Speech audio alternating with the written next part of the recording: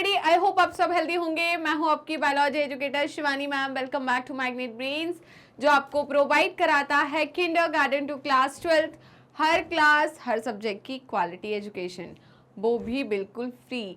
जी हाँ, आपने सही सुना, मैग्नेट ब्रेन्स प्रोवाइड कराता है अनपेड सब्सक्रिप्शन।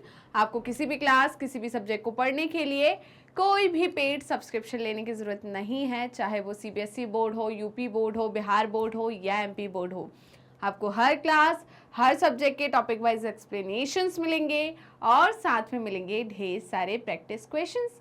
इतना ही नहीं, आप अवेल कर सकते हैं e notes and E book, जिसकी लिंक डिस्क्रिप्शन बॉक्स में दी है। तो चलते हैं आज की वीडियो की तरफ। आज की वीडियो हमारी class 12 biology unit number 7 that is genetics and evolution, और इस यूनिट का हम सेकंड चैप्टर कवर कर रहे हैं, जो कि है मॉलिक्यूलर बेसिस ऑफ इनहेरिटेंस। आपके एनसीईआरटी में ये चैप्टर नंबर 5 है एंड इस चैप्टर में हम इस एक टॉपिक कवर करने वाले हैं इस वीडियो में, जो कि है डीएनए फिंगरप्रिंटिंग। इससे प्रीवियस वीडियो में हम कवर कर चुके हैं human genome project part 1 and part 2। अगर अभी तक आपने वो वीडियोस नहीं देखी है तो प्लीज़ पहले वो वीडियोस देख लीजिए, ह्यूमन जीनोम प्रोजेक्ट के बारे में जान लीजिए कि क्या हुआ था, कैसे हुआ था, ठीक है। उसके बाद ही आप स्टार्ट कीजिए इस वीडियो से, राइट। चलिए तो चलते हैं। Are you guys ready? जल्दी जल्दी सारे बच्चे अपनी अटेंडेंस लगा दीजिए। और अटेंडेंस कैसे लगाना है ये तो आपको बहुत अच्छे तरीके से पता है।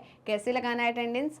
वीडियो को लाइक करना है एंड वीडियो को शेयर करना है अपने दोस्तों, भाई बहन और पड़ोसियों को, जिससे वो भी आपके साथ अच्छे से पढ़ाई कर सके एंड अपने सब्जेक्ट को काफ़ी स्ट्रॉन्ग बना सके, राइट। चले तो चलते हैं, स्टार्ट करते हैं डीएनए फिंगरप्रिंटिंग की तरफ।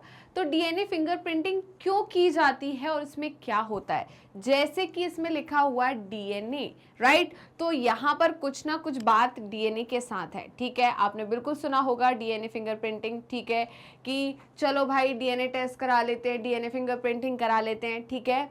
यहाँ पर डीएनए फिंगरप्रिंटिंग में हम क्या करते हैं, किसी इंसान के डीएनए को मैच करते हैं, राइट। उसका डीएनए देखते हैं। जैसे कि अगर मैं बात करूं, कोई दो पर्सन है और वो एक बच्चे को बोल रहे हैं कि ये मेरा बच्चा है, वो बोल रहा है ये मेरा बच्चा है, राइट।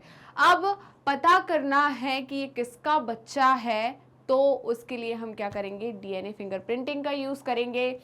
और अगर एक क्राइम हुआ है, वहां पर 4-5 लोगों का जो ब्लड है या जो भी फिंगरप्रिंट्स हैं वो मिले हैं, और अब ये चारों के चारों यहाँ पर क्या हो गए, सस्पेक्ट हैं कि इनमें से कोई एक तो क्रिमिनल है, राइट। तो उसको पता लगाने के लिए भी हम क्या करेंगे, डीएनए फिंगरप्रिंटिंग। क्या करेंगे, डीएनए फिंगरप्रिंटिंग।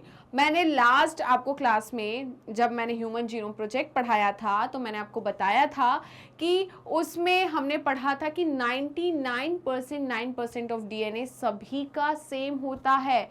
इस वर्ल्ड में जितने भी इंसान हैं सभी का, सारे ह्यूमंस का 99.9% डीएनए जो है वो सेम है, सिमिलर है। 0.1% जो डीएनए है वही सभी को, हर एक इंसान को एक दूसरे इंसान से अलग बनाता है, राइट। तो ये 0.1% जो डीएनए है, इसी को हम क्या करते हैं, यूज करते हैं किसमें, डीएनए फिंगरप्रिंटिंग में। और मैंने बताया था ये 0.1% जो डीएनए होता है, राइट, इसको हम जंक डीएनए या नॉन कोडिंग डीएनए कहते हैं, राइट, जो कि किसके लिए रिस्पॉन्सिबल नहीं है, ये किसी प्रोटीन को कोड नहीं करता। मतलब इस डीएनए में ट्रांसलेशन, ट्रांसक्रिप्शन होकर ट्रांसलेशन नहीं होता और इससे प्रोटीन नहीं बनता। तो उसी डीएनए को यूज करके हम क्या करते हैं, डीएनए फिंगरप्रिंटिंग। ओके, इतना समझ में आया? तो चलिए स्टार्ट करते हैं डीएनए फिंगरप्रिंटिंग की। तो डीएनए फिंगरप्रिंटिंग जो है वो किसने की थी, जल्दी बताइए। एलेक्स जेफरी ने। किसने? एलेक्स जेफरी ने, राइट। क्या कोई डीएनए फिंगरप्रिंटिंग में कोई इंडियन साइंटिस्ट भी थे? कोई इंडियन साइंटिस्ट भी इन्वॉल्व थे? तो बिल्कुल इंडियन साइंटिस्ट भी हमारे इन्वॉल्व थे यहाँ पर, राइट। चलिए तो पढ़ते हैं। As stated in the preceding session, 99% जो आपका 99.9% जो डीएनए है, बेस सीक्वेंस है among human is the same, assuming human genome as 3 × 10⁹, ठीक है। अगर मैं ह्यूमन जीनोम की बात करूं, किसकी बात करूं, ह्यूमन जीनोम की, तो यहां पर ह्यूमन जीनोम जो है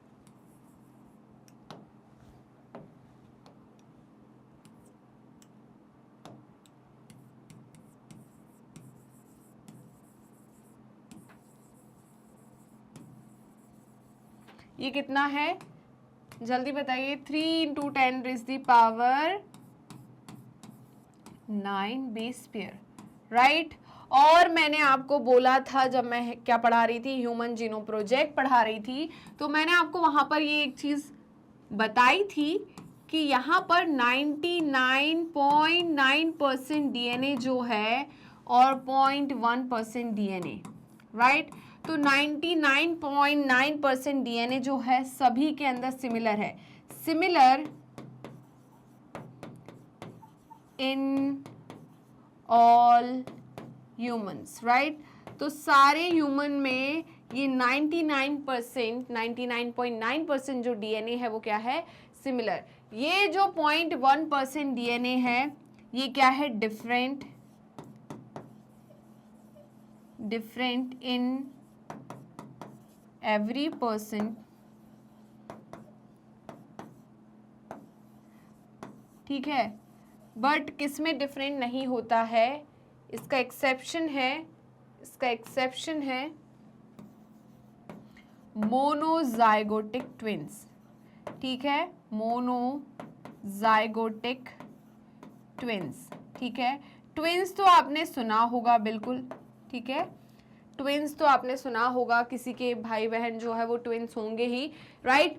तो ट्विंस जो है वो दो टाइप के होते हैं, एक होते हैं मोनोजाइगोटिक ट्विंस, एक होते हैं डाइजाइगोटिक ट्विंस, ठीक है। तो मोनोजाइगोटिक ट्विंस का मतलब क्या होता है, एक ही जाइगोट के क्लीवेज से दो, यहाँ पर जब एम्ब्रियो डेवलप हुए तो दो अलग अलग एम्ब्रियो डेवलप हुए एक ही जाइगोट के क्लीवेज में, राइट। जो एम्ब्रियो होता है मैं आपको बताती हूँ, एम्ब्रियो में दो सेल होते हैं, एक इनर सेल मास होता है और ट्रोफोब्लास्ट होते हैं, राइट। अगर इनर सेल मास जो है वो लीक हो जाता है, या हम बात करें जो ब्लास्टोसिस स्टेज होती है उससे कुछ इनर सेल मास जो होते हैं वो बाहर आ जाते हैं, तो वो फिर से एक नया एम्ब्रियो बना लेते हैं, राइट। तो यहाँ पर मोनोजाइगोटिक ट्विंस का मतलब है जाइगोट में, एक ही जाइगोट के क्लीवेज की वजह से दो क्या हुए हैं, ट्विंस हुए, दो बच्चे पैदा हुए, उन्हें हम मोनोजाइगोटिक ट्विंस बोलते हैं। मतलब यहाँ पे जाइगोट एक ही था, मतलब एक ही स्पर्म एक ही ओवम था, तो यहाँ पर एक ही स्पर्म एक ही ओवम से जो बच्चे बने हैं उनका डीएनए कैसा होगा, सेम होगा, कैसा होगा, सेम, राइट। तो यहाँ पर जो 0.1% डीएनए जो होता है वो मोनोजाइगोटिक ट्विंस में क्या नहीं होता, डिफरेंट नहीं होता, बट कुछ पॉइंट पे 1-2% जो डीएनए है वो चेंज हो जाता है, क्योंकि यहाँ पर हम देखते हैं कि डीएनए थोड़ा बहुत चेंज होता है, राइट। बट यहाँ पर डिफरेंट जो होगा वो हर एक पर्सन में होगा 0.1%, और इसका एग्जाम्पल जो है वो क्या होगा, मोनोजाइगोटिक ट्विंस, क्या होगा, मोनोजाइगोटिक ट्विंस। इसलिए तो बोलते हैं कि दो जुड़वा भाई है, एक ने कांड किया और दूसरे पे नाम आया, राइट। एक ने मर्डर किया, दूसरा जेल में बैठा है, क्यों, क्योंकि भाई यहाँ पर ये क्या थे, मोनोजाइगोटिक ट्विंस थे, जिसकी वजह से एक भाई ने क्राइम किया और दूसरा भाई फंस गया, राइट। क्लियर है या नहीं, समझ में आया कि नहीं, जल्दी बताइए। तो इसका स्क्रीनशॉट ले लीजिए, जल्दी से स्क्रीनशॉट लीजिए। तो देखिए, in how many base sequence would there be difference, ठीक है। तो यहाँ पर देखिए मैंने क्या बोला कि ह्यूमन जीनोम में जिसमें कितने बेस पेयर है, 3 × 10⁹, उसका 0.1% ही ये जो अपना ह्यूमन जीनोम का बेस पेयर है या डीएनए है वो अलग है। अब सिंपल सी बात देखो कि 3 × 10⁹ बेस पेयर का 0.1% कितना होता है, जल्दी बताइए। परसेंटेज निकालना तो सभी को आता है ना, तो कैसे निकालेंगे हम, देखिए 3 × 10⁹ इंटू 0.1 डिवाइडेड बाय 100, ऐसा होगा क्या, जल्दी बताइए, ऐसा होगा क्या। तो यहाँ पर कितना आएगा, जल्दी बताइए कितना आएगा, यहाँ पर 3, इसको ऊपर लेके जाओ तो यहाँ पर क्या हो जाएगा, 3 × 10⁷, और पॉइंट को हटाना है तो एक और, यहाँ कितना हो जाएगा, 6, ठीक है। तो यहाँ पर 3 × 10⁶ बेस पेयर जो है वो डिफरेंट होते हैं, बहुत बड़ा अमाउंट है, कितना, 3 × 10⁶ बेस पेयर, काफी बड़ा अमाउंट है। मतलब हम सोच रहे थे 0.1% कितना सा होता है, और इस अर्थ पे कितने सारे ह्यूमंस हैं, राइट, इस वर्ल्ड में कितने सारे ह्यूमंस हैं, तो इस 0.1% की वजह से हर एक ह्यूमन अलग है। भाई ये भी तो देखो, ये 0.1% कितना है, 3 × 10⁶ बेस पेयर है, कितना है, 3 इंटू 10⁻⁶ बेस पेयर। तो ह्यूमन जीनोम में 3 इंटू 10⁻⁶ बेस पेयर जो है वो सभी का क्या है, अलग है, राइट क्या है, अलग है। इतना क्लियर है कि नहीं? तो देखिए, it is these difference in sequence of DNA which make every individual unique. तो ये 0.1% की वजह से हर एक इंसान यूनिक है, इसकी आइडेंटिटी यूनिक है इन देयर फिनोटिपिक अपीयरेंस। इसकी वजह से मैं आपसे अलग हूँ, आप अपने पापा से अलग है, मम्मी से अलग है, भाई से अलग है, बहन से अलग है, राइट क्यों? क्योंकि यहाँ पर ये 0.1% जो डीएनए है वो आपको यूनिक बना रहा है हर एक इंसान से। ये 0.1% जो डीएनए है, इसी की वजह से आपका जो फिनोटिपिक एक्सप्रेशन है वो यूनिक है, राइट। अब देखिए, if one aims to find out genetic differences between two individuals or among individuals of population, sequencing the DNA every time would be daunting and expensive task। तो भाई simple सी बात है कि हमें किसी का डीएनए को मैच करना है तो इतना इजी तो नहीं होगा, है ना। तो ये कैसा है, काफ़ी ज़्यादा डाउंटिंग एंड एक्सपेंसिव टास्क है। कैसे करते हैं हम देखते हैं, चलिए तो देखते हैं कैसे डीएनए फिंगरप्रिंटिंग की जाती है। तो देखिए, among trying to compare two sets of 3 into 10⁻⁶ base pair, उन्होंने खुद ही बोल दिया। ये क्या बोल रहे हैं, ये 3 इंटू 10⁻⁶ बेस पेयर का मतलब क्या है, 0.1% डीएनए। क्या है, 0.1% डीएनए, जिसे हम क्या बोलते हैं, जल्दी बताइए, नॉन कोडिंग डीएनए। क्या बोलते हैं, नॉन कोडिंग डीएनए या जंक डीएनए, और क्या बोलते हैं, जंक डीएनए, और क्या बोलते हैं इसको, सैटेलाइट। ये और क्या कहते हैं, जल्दी बताइए, और कहते हैं सैटेलाइट, राइट। और क्या कहते हैं इसको, सैटेलाइट, राइट।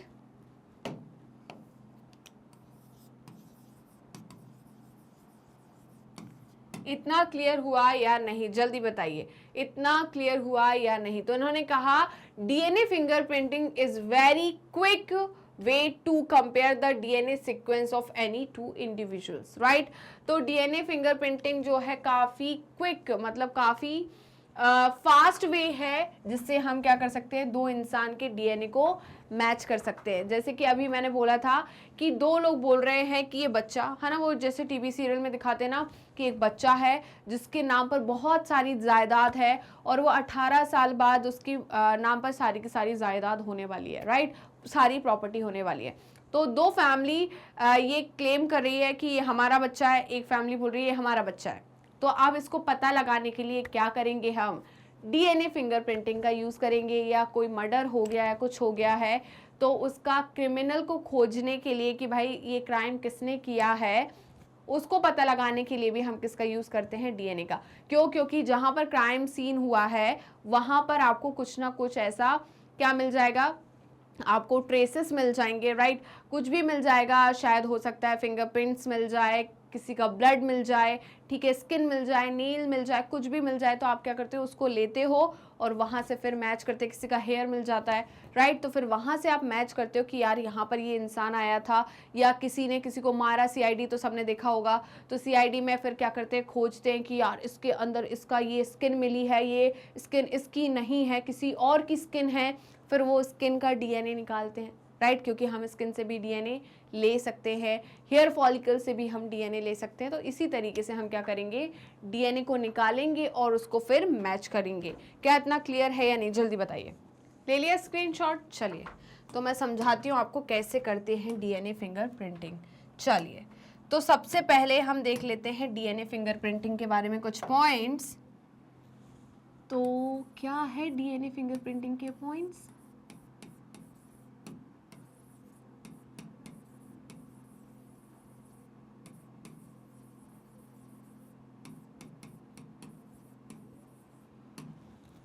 तो देखिए, डीएनए फिंगरप्रिंटिंग जो है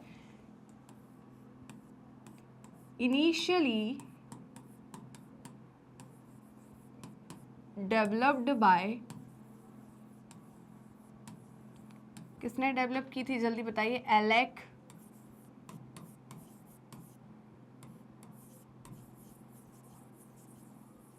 जेफरीज, राइट? किसने? एलेक्स जेफरीज ने, राइट? क्या कोई इंडियन साइंटिस्ट भी थे डीएनए फिंगरप्रिंटिंग में? जल्दी बताइए कौन है इंडियन,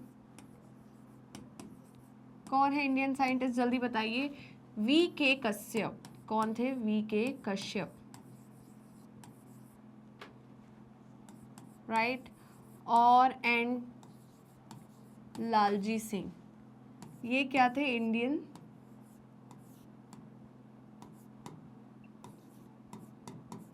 साइंटिस्ट थे, राइट? अब डीएनए फिंगरप्रिंटिंग कैसे की जाती है? तो देखिए क्या है, दो इंडिविजुअल है, ठीक है, दो है, एक का नाम क्या, हम कुछ भी रख सकते हैं, ठीक है, जैसे कि मिस्टर शर्मा, ठीक है, सॉरी मैं किसी का सरनेम यूज़ नहीं कर सकती।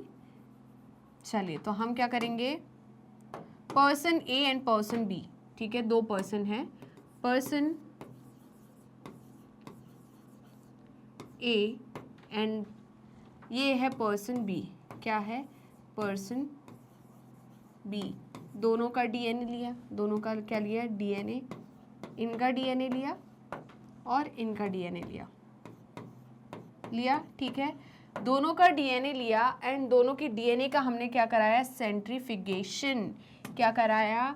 सेंट्रीफ्यूगेशन। तो मैंने कराया सेंट्रीफ्यूगेशन, ये हमने करा दिया सेंट्रीफ्यूगेशन। तो डीएनए का सेंट्रीफ्यूगेशन कराने के बाद हमें क्या मिला? पीक्स मिले, क्या मिले? Peaks, right?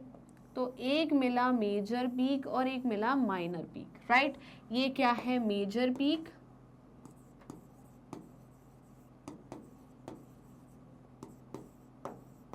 राइट? और दूसरा ये क्या है? Minor peak. ये क्या है? Minor peak. सेम यहाँ पर भी हुआ होगा, यहाँ पर भी सेम चीज़ हुई, यहाँ पर भी यही चीज़ हुई कि एक क्या मिला?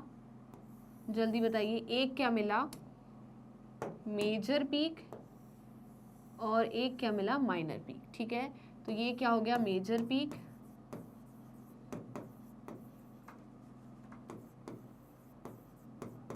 And this one is minor peak, right? तो बेटा जो मेजर पीक है वो पीक है, वो डीएनए है जो कि 99% है। क्या है? 99.9% जो कि सब में क्या है? सेम है। क्या है? सेम है, राइट? और ये माइनर पीक में हमें क्या मिला? 0.1% डीएनए, ठीक है? यहाँ पर ये मेजर पीक जो है इसमें क्या है? 99.9% डीएनए है जो कि क्या है? सब में सेम है, ठीक है? वहीं पर ये जो है ये क्या है? 0.1% डीएनए जो कि डिफरेंट है सब में। क्या है? Different, right? ये क्या है? डिफरेंट। इसे हम क्या कहते हैं? सैटेलाइट। क्या कहते हैं इसे? ये 0.1% जो डीएनए है इसे हम कहते हैं सैटेलाइट।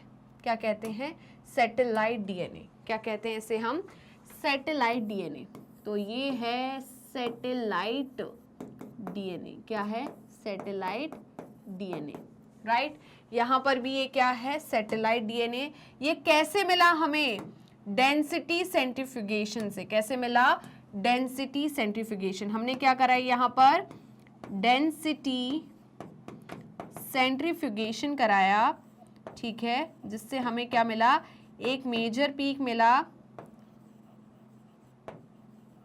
और एक क्या मिला? Minor peak. एक क्या मिला? मेजर पीक और दूसरा क्या मिला? Minor peak, right?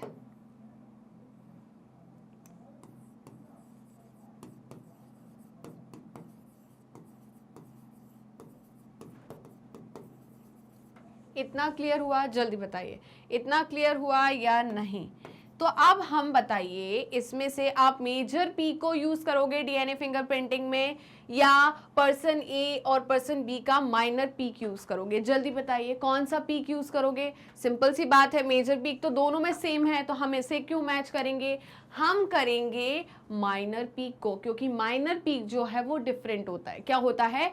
डिफरेंट। तो हमने क्या लिया? माइनर पीक का डीएनए लिया। ये वही डीएनए है जो कि नॉन कोडिंग है, जो किसी भी प्रोटीन को कोड नहीं करता, जिसे हमने जंक डीएनए भी कहा था। ठीक है, तो जंक डीएनए क्या था बताइए? रिपीटेटिव सीक्वेंस था। क्या था? बेस पेयर का, बेसिस का रिपीटेटिव सीक्वेंस था, जिसे हमने क्या कहा था? जंक डीएनए या नॉन कोडिंग डीएनए। और डीएनए में सबसे ज्यादा यहाँ पर क्या होते हैं? रिपीटेटिव सीक्वेंस होते हैं, हमने ये देखा था। चलिए, तो हम वही बात करते हैं किसकी? सैटेलाइट डीएनए की। किसकी बात करते हैं? सैटेलाइट डीएनए की। चलिए, तो यहाँ पर मैं बात कर रही हूँ किसकी?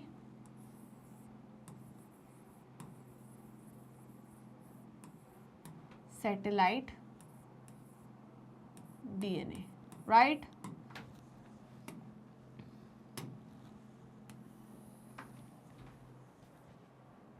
तो दो टाइप के सैटेलाइट डीएनए होते हैं। एक होता है माइक्रो सैटेलाइट, एक क्या होता है? माइक्रो सैटेलाइट, और दूसरा होता है मिनी सैटेलाइट। क्या होता है? Mini satellite, right. Micro satellite जो होता है इसे हम कहते हैं STR। क्या कहते हैं? STR, ठीक है। STR का फुल फॉर्म क्या है? शॉर्ट, ऐसा कौन बोलता है आपकी NCERT? Short tandem repeats, right. वहीं पर मिनी सैटेलाइट जो है इसे हम कहते हैं VNTRS, ठीक है। तो यहाँ पर VNTRS का मतलब क्या है? वेरिएबल टेंडम, ठीक है। वेरिएबल नंबर, एक minute, variable number tandem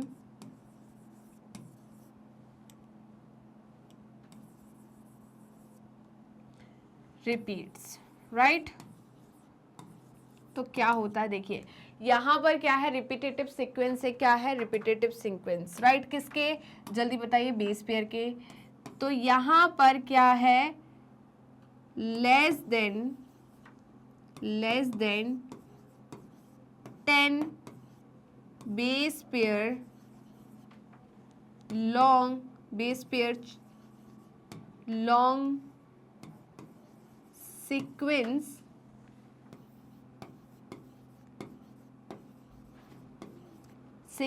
repeats up to 50 times, ठीक है।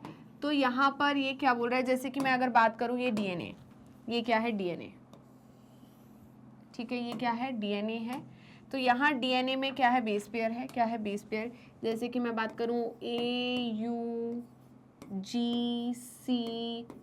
ठीक है। ये क्या है? एक सीक्वेंस है, बेस पेयर, ये रिपीट कर रहा है AUGC। तो ये 10 बेस पेयर से कम है ना? ये 10 बेस पेयर से कम है ना? ये रिपीट कर रहा है कितने time? Up to 50 time, AUGC। तो ऐसे ये क्या रिपीट कर रहा है? 50 टाइम, ठीक है। या हम बोल दें ATGC, ठीक है। तो यहाँ पर ये क्या हो रहा है? रिपीटेशन हो रहा है। क्या हो रहा है? रिपीटेशन हो रहा है, राइट। ATGC, right. तो यहाँ पर देखिए सीक्वेंस का रिपीट हो रहा है, और ये जो सीक्वेंस है 10 बेस पेयर से क्या है? लेस है, और इसका अप टू 50 टाइम्स क्या हो रहा है? रिपीटेशन हो रहा है। तो ऐसे सैटेलाइट डीएनए को हम क्या कहते हैं बताइए? Short tandem repeats, right. वहीं पर वेरिएबल नंबर टेंडम रिपीट्स का मतलब क्या है यहाँ पर? ठीक है, लॉन्ग, यहाँ पर क्या है? ये लॉन्ग डीएनए है जो कि क्या है? More than more than 10 base pair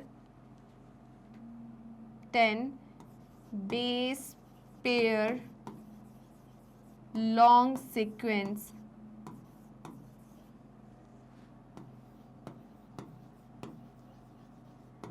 and less than 100 base pair long sequence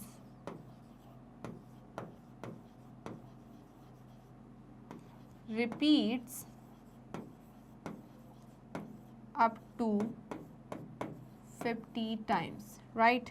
Up to 50 times.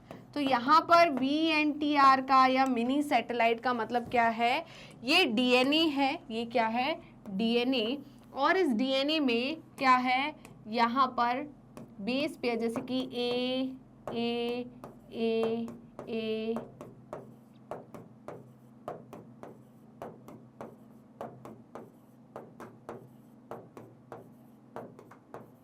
ठीक है। तो देखिए 10 से तो ज़्यादा हो गया है ना, ये 10 से ज़्यादा है, तो यहाँ पर मोर देन 10 और लेस देन 100 जो बेस पेयर है उसका रिपीटेटिव सीक्वेंस जो है वो क्या कर रहा है? रिपीट हो रहा है बार बार, है ना, अप टू 50 टाइम्स। तो इसे हम क्या कहते हैं? VNTR। क्या कहते हैं? VNTR, right. इतना क्लियर हुआ या नहीं? जल्दी बताइए। तो ये हो गया हमारा सैटेलाइट DNA। इसी DNA को हम यूज करते हैं किसमें? जल्दी बताइए। DNA फिंगरप्रिंटिंग में। तो मैंने आइसोलेट कर लिया क्या? Satellite DNA। मैंने क्या निकाल लिया? Satellite DNA। तो कुछ पॉइंट्स लिखूंगी मैं, वो पॉइंट आपको नोट करने हैं। चलिए, तो पहला पॉइंट है मैंने क्या बोला था? बल्क बोला था ना। इसी DNA को क्या बोला था? The bulk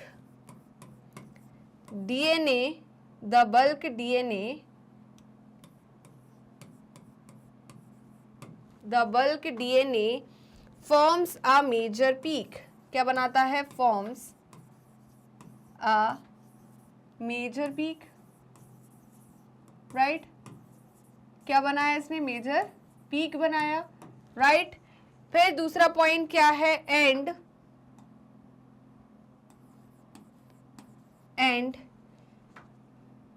the other small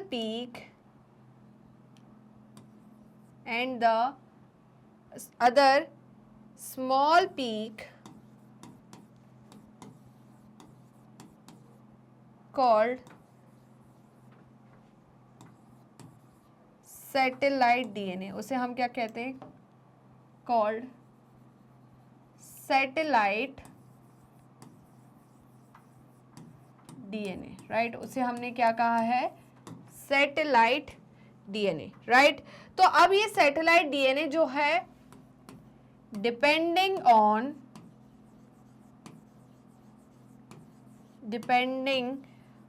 upon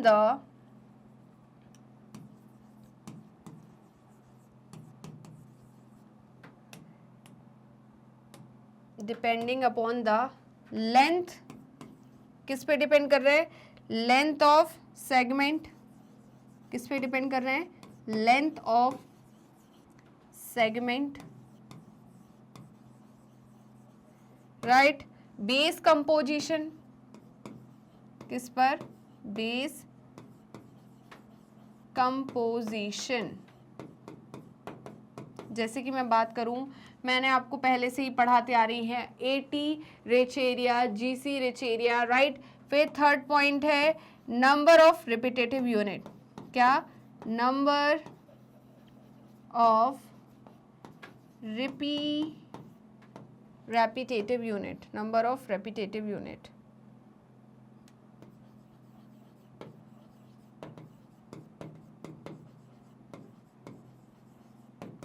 right. इतना क्लियर है या नहीं?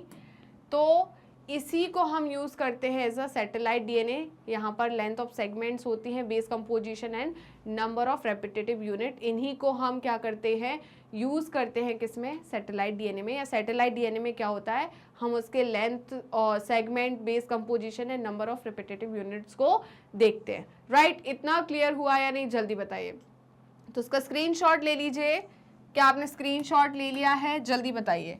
तो अब यहाँ पर देखिए, इमेजिन ये हो गया था compare base pair DNA fingerprinting, very quick ये पॉइंट हो गया था। DNA fingerprinting involves identifying difference in some specific reason.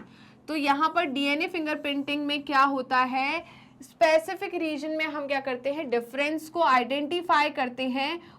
और in DNA sequence called repetitive DNA, उस डीएनए को हम क्या बोलते हैं, repetitive DNA, because in this sequence, इस सीक्वेंस में a small stretch of DNA is repeat many times. ठीक है, तो ये किसकी बात कर रहे हैं, सैटेलाइट डीएनए की। एंड इस सैटेलाइट डीएनए में यहाँ पर बेस पेयर जो है काफी टाइम क्या होता है, रिपीट होता है। और इसी डीएनए को हम रेपिटेटिव डीएनए कहते हैं। क्या कहते हैं, रिपीटेटिव डीएनए। क्या इतना क्लियर हुआ? तो जल्दी से स्क्रीनशॉट ले लीजिए इसका। क्या आपने स्क्रीनशॉट ले लिया है, जल्दी बताइए। क्या आपने स्क्रीनशॉट ले लिया है? अब देखिए, these repetitive DNA are separated from bulk genomic DNA. इसे हम क्या करते हैं, सेपरेट करते हैं किससे, बल्क जीनोमिक डीएनए से, एज डिफरेंट पीक।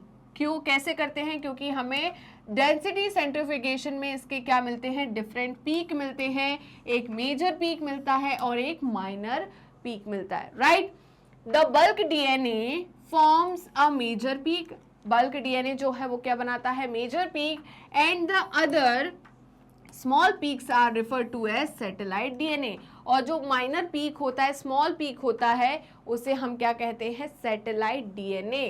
क्लियर है? Depending on the base composition, eighty rich और जीसी रिच, अभी मैंने बोला एटी रिच और GC rich, length of segments and number of repetitive units, the satellite DNA is classified into many categories such as microsatellite and mini satellite। तो जो मैंने आपको दो टाइप बताया है, STR and VNTR, micro satellite and mini satellite, तो उनको हमने दो में कैसे क्लासीफाई किया है, on the basis of base composition. ये पहला हो गया, AT एंड GC रिच।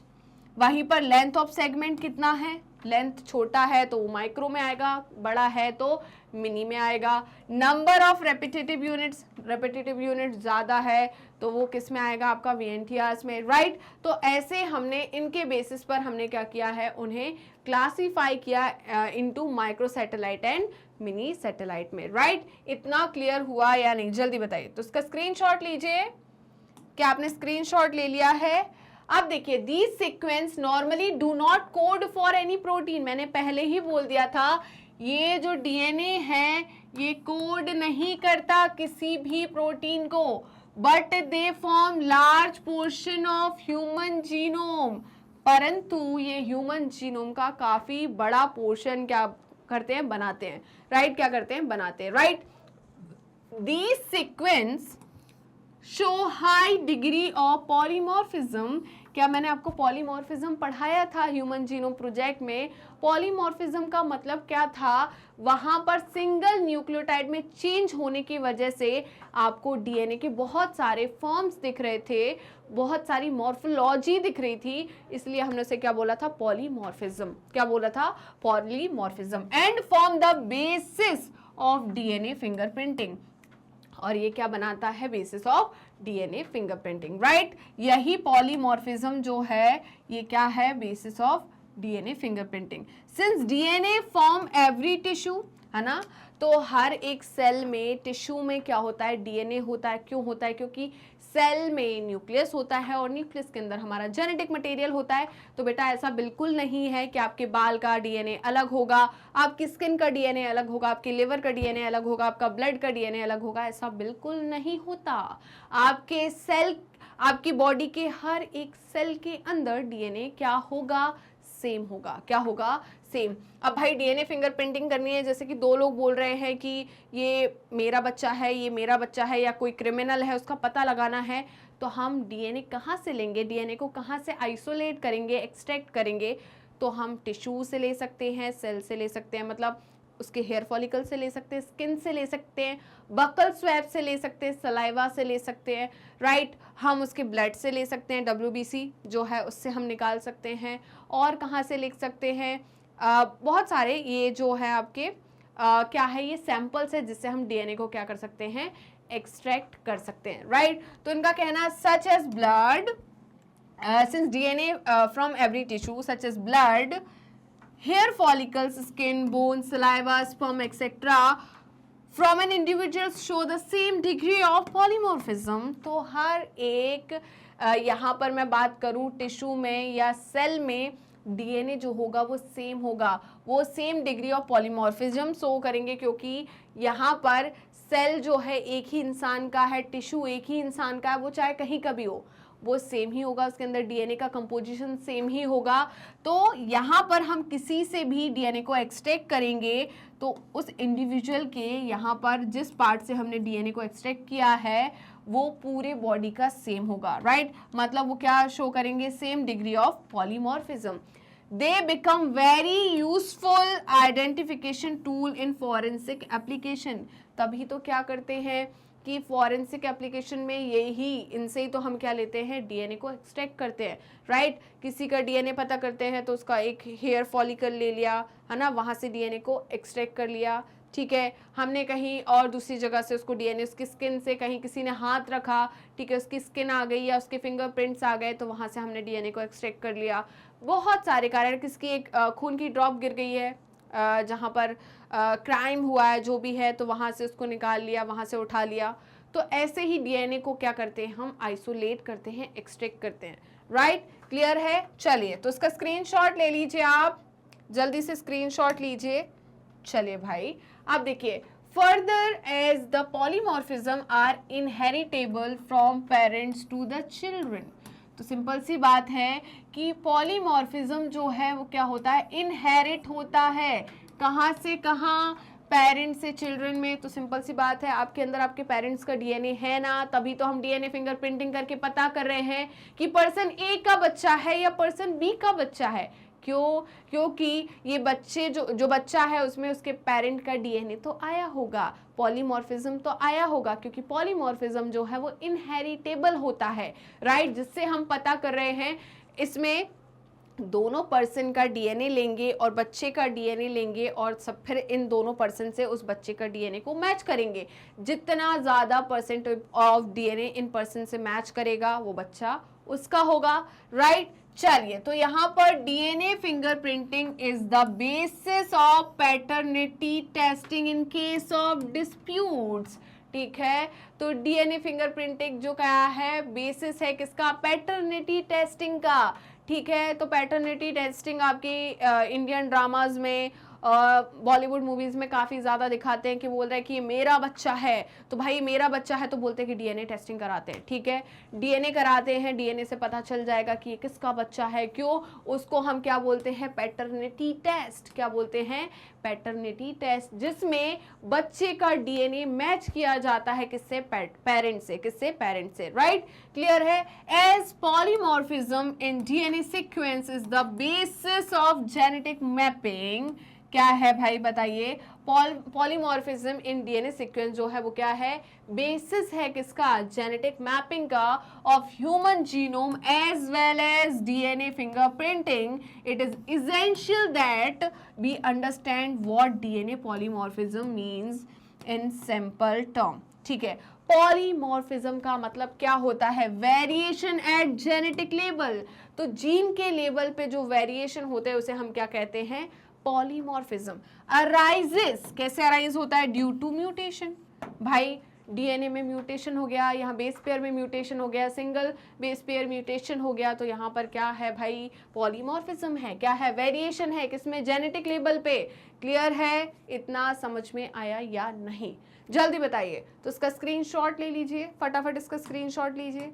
क्या आपने स्क्रीनशॉट ले लिया है, जल्दी बताइए। Record different kind of mutation and there effects that you have already studied in chapter 4, मैंने चैप्टर 4 में आपको पढ़ाया और इस चैप्टर में भी आपको म्यूटेशन पढ़ाया है मैंने इन the preceding sessions in this chapter.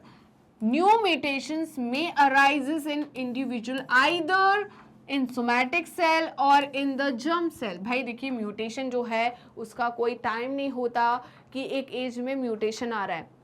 वो म्यूटेशन जो है फीटल स्टेज पे भी आ सकता है, वो बुढ़ापे तक भी आ सकता है, आपके एडल्ट फॉर्म में भी म्यूटेशन हो सकता है. तो म्यूटेशन का कोई टाइम नहीं है कि वो आपको बोल रहा है मैं 10 साल बाद आऊँगा, 10 साल तुम इंतज़ार करो फिर मैं आपके डीएनए को म्यूटेट करूँगा. तो ऐसा कुछ नहीं होता, राइट. तो म्यूटेशन जो है वो क्या है, यहाँ पर सडन चेंज होता है. क्या होता है? Sudden change. किसमें? जेनेटिक मटेरियल में, ठीक है, जीन में, क्रोमोसोम में. अब देखिए यहाँ पर जो म्यूटेशन है वो सोमैटिक सेल में भी हो सकता है, मतलब आपके बॉडी के किसी भी सेल में, लिवर में, पैनक्रियाज में, कहीं के भी सेल में, राइट. या हो सकता है जर्म सेल में. जर्म सेल मतलब वो सेल जो गैमीट बनाता है. क्या बनाता है? गैमीट बनाता है. Cell that generate gamete in sexually reproduction organism, right. तो जर्म सेल क्या होता है? वो सेल जो कि किसका फॉर्मेशन करता है? गैमीट का. किसका? गैमीट का. तो म्यूटेशन दोनों में हो सकता है. किसमें? जर्म सेल में भी हो सकता है एंड सोमैटिक सेल में भी हो सकता है. सोमैटिक सेल कौन से?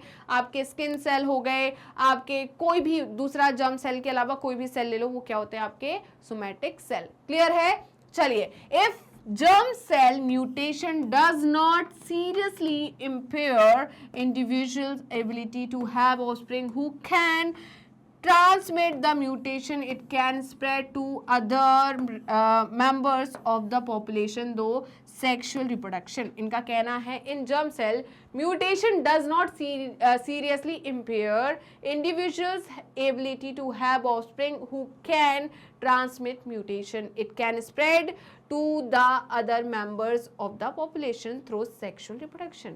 भाई यहाँ पर है कि सेक्सुअल रिप्रोडक्शन से म्यूटेशन जो है वो क्या होता है? ट्रांसमिट होता है, स्प्रेड होता है, ठीक है. अगर जैसे कि मैं बात करूं फादर में कुछ म्यूटेशन है, कुछ जेनेटिक डिसऑर्डर है, तो वो बच्चे में जा सकते हैं. क्यों जा सकते हैं? क्योंकि ये क्या होते हैं? ट्रांसमिट होते हैं. क्या होते हैं? ट्रांसमिट होते हैं, राइट. म्यूटेशन जो है पेरेंट से बच्चे में जा सकता है. क्लियर है या नहीं? जल्दी बताइए, क्लियर है या नहीं?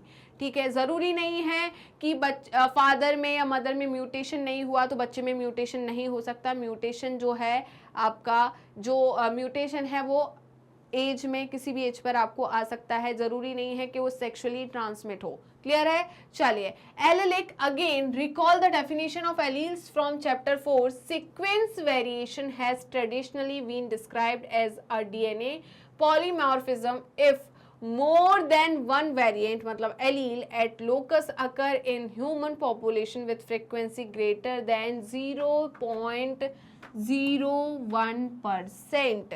क्या कह रहा है ये पॉइंट? क्या कुछ समझ में आया आपको?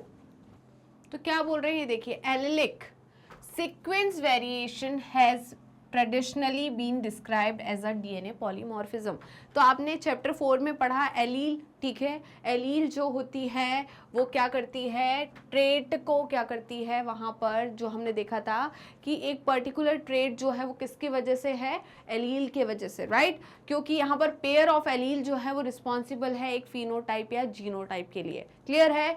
तो यहाँ पर इनका कहना है कि एलेलिक सीक्वेंस जो होता है, variation has traditionally been described as DNA polymorphism.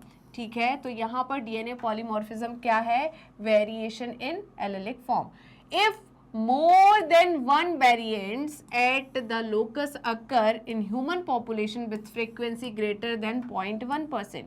ठीक है. तो यहाँ पर क्या है? लोकस पे है ना.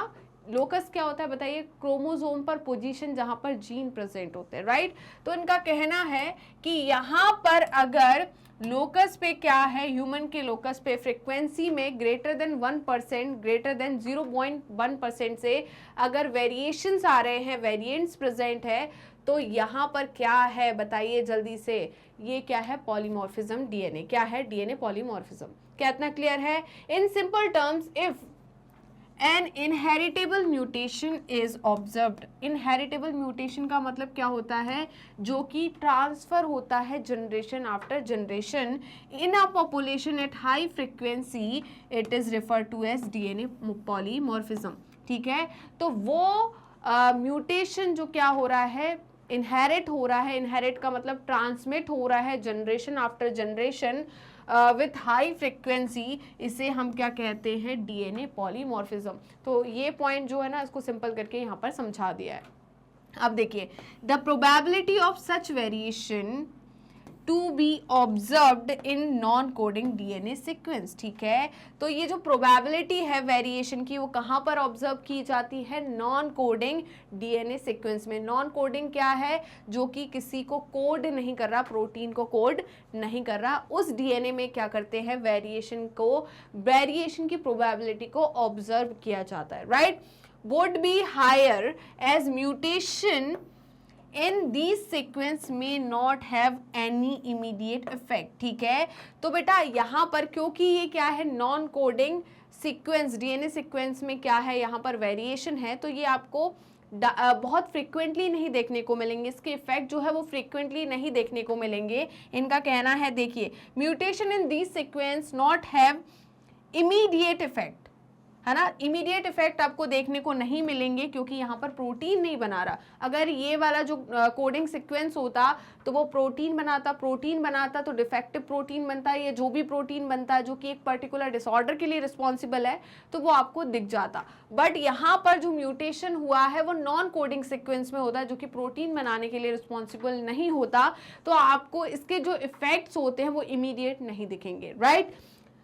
In an individuals reproductive ability, तो यहाँ पर इंडिविजुअल्स की रिप्रोडक्टिव एबिलिटी पर ये जो इमीडिएट इफेक्ट आपको देखने को नहीं मिलेंगे, राइट। चलिए, तो जल्दी से इसका स्क्रीनशॉट लीजिए, जल्दी से स्क्रीनशॉट लीजिए। क्या आपने स्क्रीनशॉट ले लिया है? तो देखिए अब क्या बोलते हैं, these mutations keep on accumulating. ठीक है, एक्यूमुलेशन का मतलब इकट्ठा होता जाता है। ठीक है, तो ये म्यूटेशन जो है, जो कि नॉन कोडिंग सीक्वेंस में हो रहे हैं, ये एक्यूमुलेट हो रहे हैं जनरेशन आफ्टर जनरेशन। ठीक है, तो एक से फिर दूसरे में, दूसरे से तीसरे में, ये जो म्यूटेशन है एक्यूमुलेट होते जा रहे हैं and form one of the basis of variability and polymorphism. और क्या बना रहा है वहां पर, वेरिएबिलिटी एंड पॉलीमॉर्फिज्म शो कर रहा है, right. There is variety of different type of polymorphism ranging from single nucleotide change to very large scale changes.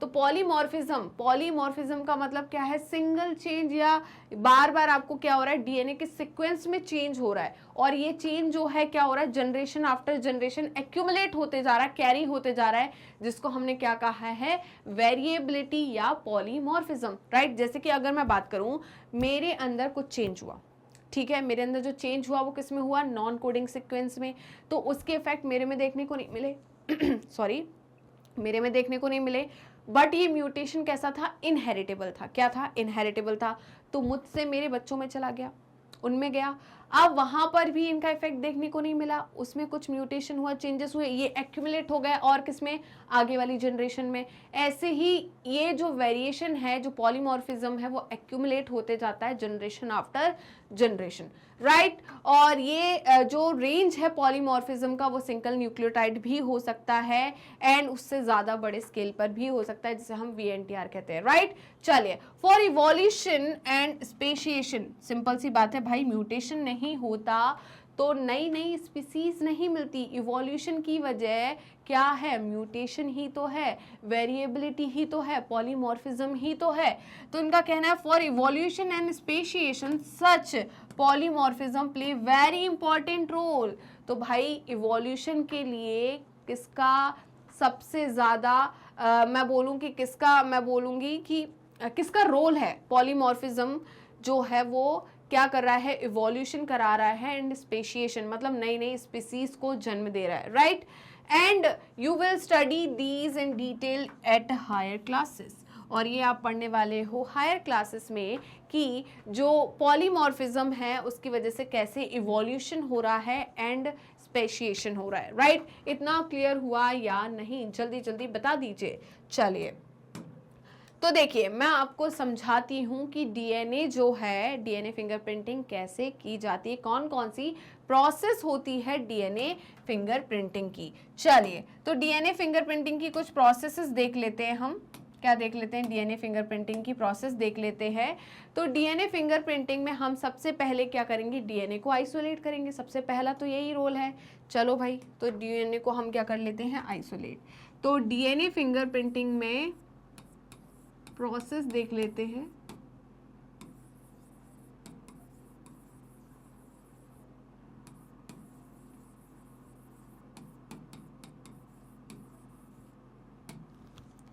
तो पहला, सबसे पहला है isolation of DNA. Isolation of DNA. तो डीएनए को क्या करना है? मुझे निकालना, आइसोलेट करना है। ठीक है, जैसे कि अगर मैं बात करूं,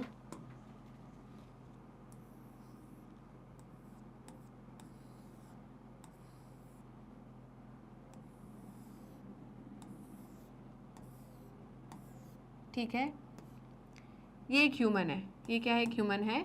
ठीक है, तो इस ह्यूमन का मेरे को क्या निकालना है? डीएनए लेना है। ठीक है, इस ह्यूमन का मुझे क्या लेना है? डीएनए। तो मैं डीएनए कहीं से भी ले सकती हूँ, इसके हेयर फॉलिकल से ले सकती हूँ। इस ह्यूमन का मुझे डीएनए एक्सट्रैक्ट करना है, तो कहाँ कहाँ से ले सकती हूँ इसका डीएनए? जल्दी बताइए। इसके डीएनए को मैं कहाँ कहाँ से एक्सट्रैक्ट कर सकती हूँ? पहला तो आपका क्या हो जाएगा? इसके स्किन से ले लिया मैंने। ठीक है, इसके ब्लड से ले लिया, इसके बोन से ले लिया। ठीक है, और कहाँ से ले लिया?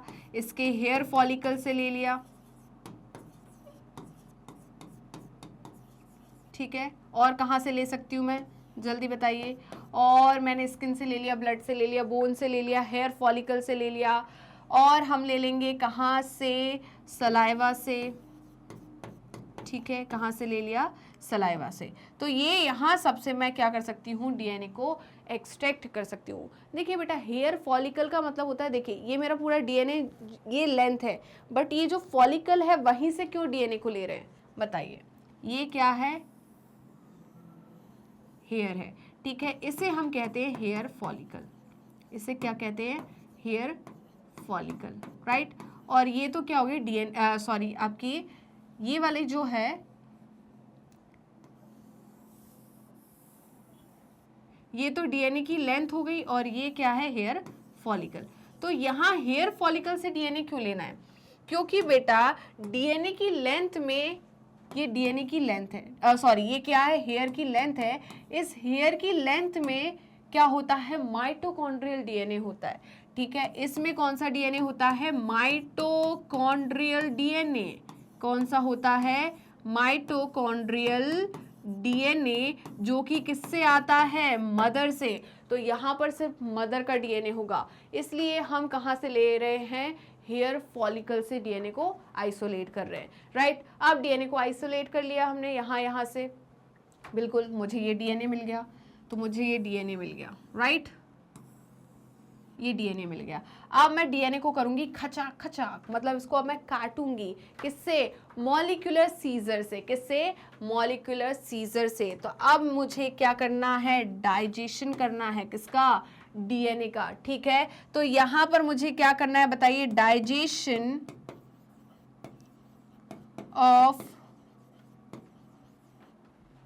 डीएनए, ठीक है, बाय रेस्ट्रिक्शन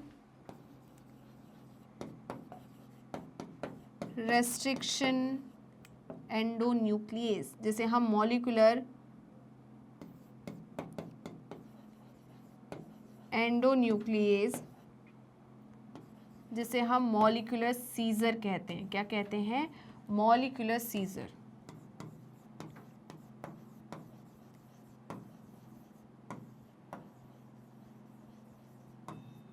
राइट। ये क्या है? Molecular scissor. क्यों? क्योंकि ये डीएनए के क्या कर देती है? फ्रेगमेंट्स कर देती है। क्या करती है? डीएनए के फ्रेगमेंट।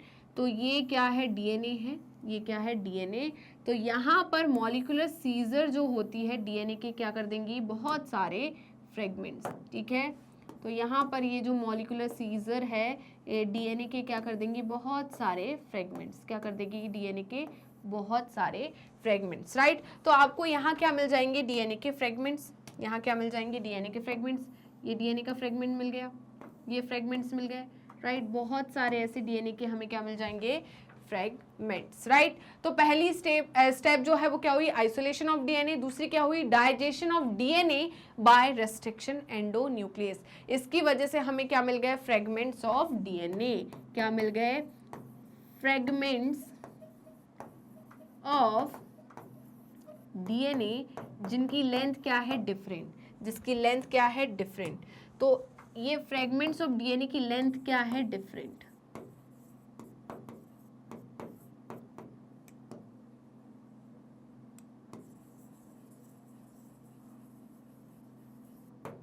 चलिए, क्या इतना क्लियर हुआ, जल्दी बताइए क्या इतना क्लियर हुआ।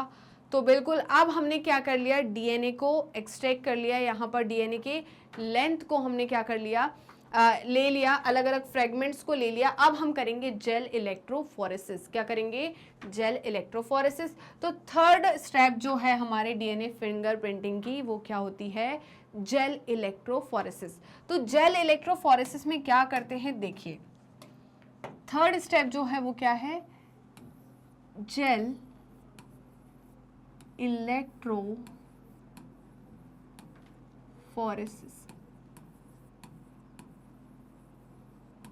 ठीक है। तो जेल इलेक्ट्रोफोरेसिस में क्या करते हैं हम, देखिए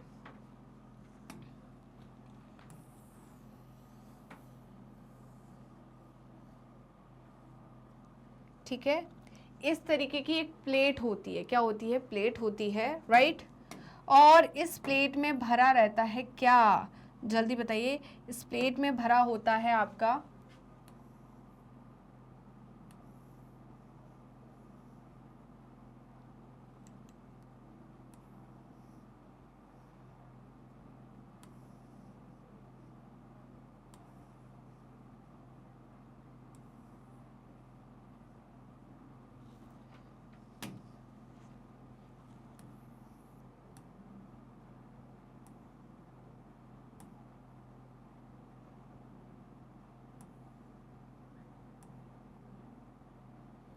तो ये है बेल, ठीक है, कुएं, ठीक है। अब देखिए यहां पर क्या होता है बेटा,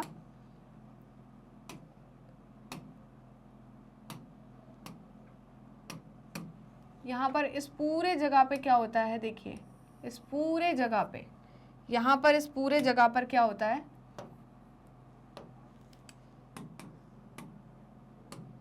जेल होता है, क्या होता है, जेल। तो यहाँ पूरे जगह पे क्या होता है, जेल। कौन सा जेल होता है, अगारोस जेल, क्या होता है, अगारोस जेल, जो कि एक्सट्रैक्ट किया जाता है कहाँ से, जल्दी बताइए, मैंने चैप्टर पढ़ाया था आपको, कौन सा, प्लांट किंगडम, रेड एल्गी से क्या करते हैं, इस जेल को एक्सट्रैक्ट करते हैं, कहाँ से, रेड एल्गी से, राइट। तो यहाँ पर हमने क्या किया, अगारोस जेल को पूरा फिल कर दिया यहाँ पर, एंड यहाँ पर रखे हमने डीएनए के फ्रेगमेंट्स, क्या रखे, डीएनए के फ्रेगमेंट्स। तो ये मिल गए आपको डीएनए के फ्रेगमेंट्स, ये कुछ बड़े डीएनए थे, ठीक है, कुछ छोटे फ्रेगमेंट्स थे, ठीक है, कुछ और छोटे थे, ऐसे क्या है, फ्रेगमेंट्स ऑफ डीएनए है, यहाँ पर क्या है, फ्रेगमेंट्स ऑफ डीएनए। तो ये क्या है, fragments of DNA,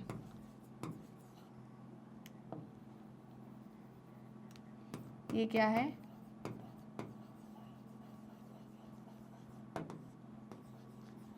DNA. DNA कैसा होता है, नेगेटिवली चार्ज, डीएनए क्या होता है, नेगेटिवली चार्ज। यहाँ पर डीएनए कैसा है, नेगेटिवली चार्ज्ड, राइट। तो बेटा यहाँ पर इस जो प्लेट है ना, इस पे क्या है, यहाँ पर रॉड, जो एनोड है, कैथोड है, इलेक्ट्रोड जो रॉड है वो कनेक्ट होती है, क्या होती है, इलेक्ट्रोड रॉड जो है वो कनेक्ट होती है, राइट। तो यहाँ पर एनोड जो होती है वो कैसी होती है, पॉजिटिवली चार्ज, एनोड कैसी होती है, पॉजिटिवली चार्ज। तो यहाँ पर क्या कनेक्ट है, एनोड, क्या कनेक्ट है, एनोड, जो कि कैसी है, पॉजिटिवली चार्ज, राइट। और यहाँ पर क्या कनेक्ट है, कैथोड, क्या कनेक्ट है, कैथोड, जो कि कैसी होती है, नेगेटिवली चार्ज। ये क्या है, कैथोड। पढ़ा है ना, जल्दी बताइए, कैथोड और एनोड तो पढ़ा है। चलिए, और ये कैथोड और एनोड जो है वो किससे डायरेक्ट जो एनर्जी सोर्स है उससे कनेक्ट होता है, राइट। आप देखिए डीएनए नेगेटिवली चार्ज है, यहाँ पर पॉजिटिव चार्ज है, तो डीएनए ये जो है इसमें स्विम करेंगे, किसमें स्विम करेंगे, इस जेल में, अगैरोस जेल में स्विम करेंगे। अब सिंपल सी बात है, जो छोटा होगा वो तेज भाग पाएगा, जिसका शरीर बड़ा है, हट्टा कट्टा है, बहुत मोटा है, वो धीरे भाग पाएगा। तो यहाँ पर रेस हो रही है किसमें, डीएनए के फ्रेगमेंट्स में, किसमें, डीएनए के फ्रेगमेंट्स में। और डीएनए के फ्रेगमेंट इस तरीके से क्या हो जाएंगे, अरेंज हो जाएंगे। तो जो सबसे छोटा फ्रेगमेंट है वो सबसे आगे होगा, किसकी तरफ, एनोड की तरफ। और ऐसे ही धीरे धीरे ये सारे के सारे फ्रेगमेंट्स अरेंज हो जाएंगे और आपको यहाँ पर क्या दिखेगी, बैंड दिखेगा। क्या दिखेगा, डीएनए का बैंड। क्या दिखेगा, बैंड, राइट। तो ये क्या है, डीएनए का बैंड, ठीक है। ये क्या है, बैंड ऑफ डीएनए। ये क्या है, बैंड ऑफ डीएनए, राइट। तो यहां पर आपको क्या मिल गया, बैंड ऑफ डीएनए। अब भाई इसको देख के तो आप नहीं बता पाओगे ना कि ये क्या है, किसका डीएनए, कौन सा डीएनए, इसमें कौन सा सीक्वेंस है, इसमें कौन सा सीक्वेंस है, नहीं बता पाओगे, ठीक है। सपोज यहां पर क्या है, ये जो डीएनए है इसका सीक्वेंस है, मैंने बोल दिया कि ए टी ए जी, हाँ चलो, ए जी जी सी ए, राइट। ये सीक्वेंस है इस डीएनए का, राइट। तो साइंटिस्ट जो होते हैं वो क्या करते हैं बेटा, इसका कॉम्प्लीमेंट्री स्ट्रैंड बना लेते हैं। ये क्या है, इसकी कॉम्प्लीमेंट्री स्ट्रैंड, ये है कॉम्प्लीमेंट्री स्ट्रैंड, ठीक है। तो इसकी कॉम्प्लीमेंट्री स्ट्रैंड क्या होगी, ए की जगह टी, है ना, जी की जगह सी, जी की जगह सी, यहाँ पर क्या होगा आपका जी एंड यहाँ पर होगा टी, ठीक है। ये जो कॉम्प्लीमेंट्री स्ट्रैंड है ये कैसी है, रेडियो एक्टिव होती है। क्या होती है, ये कैसी होती है, रेडियो एक्टिव। ये कॉम्प्लीमेंट्री स्ट्रैंड जो है ये कैसी होती है, रेडियो एक्टिव। इतना क्लियर हुआ कि नहीं, पहले मेरे को ये बताओ, इतना क्लियर हुआ। तो यहाँ आपको क्या मिल गई, बैंड्स ऑफ डीएनए की फ्रेगमेंट की मिल गई। अब इसको देख के तो आप नहीं बता पाओगे, तो क्या किया जाता है, इस पूरे बैंड को, इस पूरे जो आपका अगारोस जेल का पूरा वो है, इसको शिफ्ट कर दिया जाता है नाइट्रोसेल्युलोज के पेपर पे, और उसके ऊपर वेट रख दिया जाता है। किस पर, नाइट्रोसेल्युलोज का पेपर होता है, उसके ऊपर क्या रख दिया जाता है, इस जेल को, ठीक है, जिसमें क्या है, फ्रेगमेंट्स ऑफ डीएनए है, उस पर रखा। अब क्या होगा, उसके ऊपर वेट रख दिया, वेट रख दिया तो क्या है, जैसे जैसे यहाँ पर आपको ये फ्रेगमेंट्स दिख रहे हैं वो सारे के सारे छप जाएंगे किस पे, आपके पेज पे, ठीक है, वो नाइट्रोसेल्युलोज के पेज पे। और वहाँ पर आपको ऐसे क्या मिल जाएंगे, यहाँ पर आपको फ्रेगमेंट्स मिल जाएंगे डीएनए के, राइट। वहाँ पर आपको क्या हो गया, एक कार्बन कॉपी मिल गई। सिंपल सी बात है, आपने देखा ही होगा कि एक जगह आपने कुछ लिखा और उस पेज को बंद कर दिया, राइट, तो वो दूसरी जगह भी छप जाता है। सेम चीज़ यहाँ पर हुई, सेम चीज़ क्या हुई, यहाँ पर हुई कि जो भी यहाँ पर बैंड्स थे, यहाँ पर जो फ्रेगमेंट्स अरेंज थे, ऐसे के ऐसे फ्रेगमेंट्स की जो कॉपी है, ठीक है, जेरोक्स जो कॉपी है वो किस पे मिल गई, नाइट्रोसेल्युलोज के पेपर पे। इतना क्लियर हुआ कि नहीं, जल्दी बताइए, पहले इसका स्क्रीनशॉट ले लो, जल्दी स्क्रीनशॉट लो। क्या आपने स्क्रीनशॉट ले लिया है, जल्दी बताइए, क्या आपने स्क्रीनशॉट ले लिया है। तो इतना समझ में आया कि नहीं। अब नेक्स्ट क्या होगा देखते हैं। तो नेक्स्ट स्टेप हमारी क्या थी, क्या बताया अभी मैंने, बताइए, सदर्न ब्लॉटिंग। क्या थी हमारी नेक्स्ट स्टेप, कौन सी स्टेप हो जाएगी, ये फोर्थ स्टेप। तो फोर्थ स्टेप होती है हमारी सदर्न ब्लॉटिंग। तो सदर्न ब्लॉटिंग में क्या करते हैं बेटा, देखिए, हमने जेल इलेक्ट्रोफोरेसिस में क्या किया है, डीएनए के फ्रेगमेंट्स को सेपरेट कर लिया। यही किया है, डीएनए के सेगमेंट को फ्रेगमेंट्स को हमने सेपरेट कर लिया on the basis of their length, right. अब क्या करना है, वहां पर आप ये तो नहीं हो कि वो डीएनए उसी में रखा रहेगा और आप उसी को प्रूफ के तौर पे लेकर जाने वाले हैं, ऐसा पॉसिबल नहीं है, राइट। पहले देखिए, जब हम फ्रेगमेंट्स को अलग करते हैं उससे पहले हम पीसीआर कर लेते हैं, ठीक है, जिसकी मदद से हम काफी ज्यादा नंबर ऑफ फ्रेगमेंट्स बना लेते हैं। ऐसा ना हो कि कोई फ्रेगमेंट जो है वो डिस्ट्रॉय हो गया, खराब हो गया, तो हमें फिर वह फ्रेगमेंट ही नहीं मिल रहा, उससे पहले हम पीसीआर कर लेते हैं, जो कि हम पढ़ेंगे बायोटेक्नोलॉजी में, राइट। मतलब एक जो फ्रेगमेंट है उसकी काफी ज्यादा कॉपीज बना लेते हैं। अगर एक फ्रेगमेंट डिस्ट्रॉय हो गया तो हमारे पास उसकी कॉपीज है, ये अवेलेबल रहती है। हम पीसीआर की मदद से जो डीएनए है उसके फ्रेगमेंट्स का नंबर या डीएनए के फ्रेगमेंट्स को एम्पलीफाई कर लेते हैं, राइट। चलिए, तो अब हम देखते हैं साउदर्न ब्लॉटिंग को। तो सदर्न ब्लॉटिंग में क्या होता है, एक नायलॉन का पेपर होता है, राइट। नायलॉन पेपर या हम बोलते हैं नाइट्रोसेल्यूलोज पेपर। क्या बोलते हैं? Nitrocellulose paper. तो ये क्या है? Nitrocellulose paper. ये क्या है? नाइट्रोसेल्यूलोज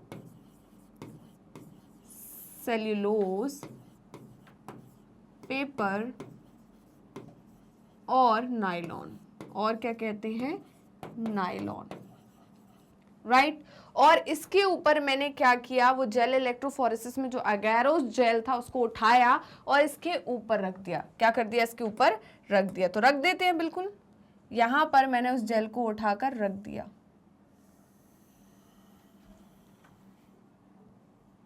ये वो जेल है, राइट। ये क्या है? वो जेल है, राइट। तो ये क्या है? जल्दी बताइए, ये क्या है? ये है हमारा अगैरोस जेल। और इस एग्रोस जेल में क्या है? जल्दी बताइए। डीएनए बैंड है। क्या है? Band of DNA.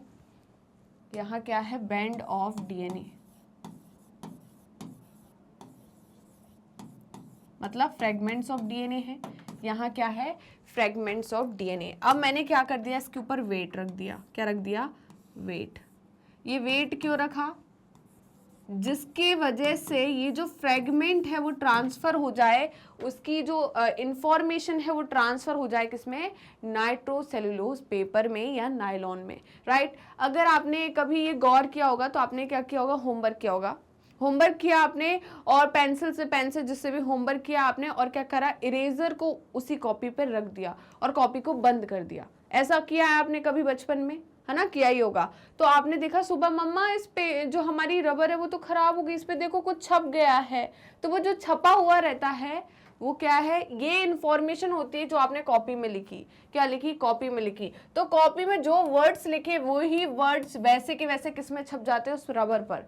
तो सेम यहाँ पर हो रहा है, जो जैसे बैंड्स इसमें हैं, किसमें? आपके एगारोस जेल में, वैसे के वैसे बैंड्स जो है आपको, फ्रेगमेंट्स जो है डीएनए के कहाँ देखने को मिल जाएंगे आपको? जल्दी बताइए। नाइट्रोसेल्यूलोज के पेपर में। तो क्या हुआ? जल्दी बताइए। यहाँ पर जो इंफॉर्मेशन थी वो कहाँ आ गई? इस नाइट्रोसेल्यूलोज के पेपर में आ गई। मैं बना देती हूँ कैसे आ गई पेपर में।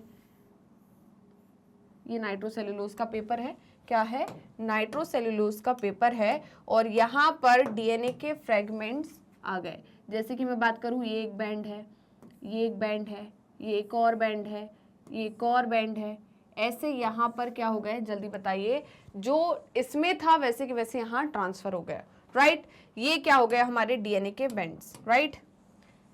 यहाँ पर इसमें क्या है? बेस पेयर है। ये क्या है? Base pair.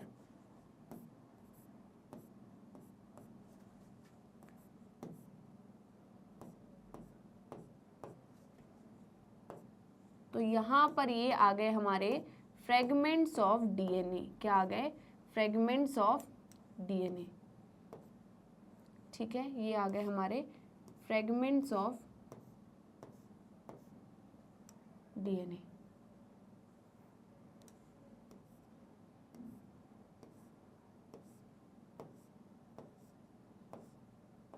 राइट। ये क्या हो गए? हमारे फ्रेगमेंट्स ऑफ डीएनए। ओके।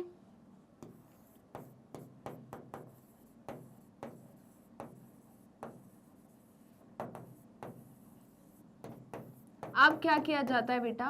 यहाँ पर किया जाता है रेडियो एक्टिव प्रोबिंग की जाती है। नेक्स्ट स्टेप जो है वो क्या है? Radio active probing. क्या होती है, कैसे होती है, हम देखते हैं अभी। तो नेक्स्ट स्टेप जो होगी वो होगी हमारी रेडियो एक्टिव प्रोबिंग। चलिए, तो रेडियो एक्टिव प्रोबिंग में क्या होता है हम देखते हैं। क्या होगा रेडियो एक्टिव प्रोबिंग में, देखते हैं। तो रेडियो एक्टिव प्रोबिंग जो है वो कौन सी प्रोसेस हो जाएगी? 5th। तो यहां पर हमें क्या करना है? एडिशन। क्या करना है? एडिशन ऑफ रेडियोएक्टिव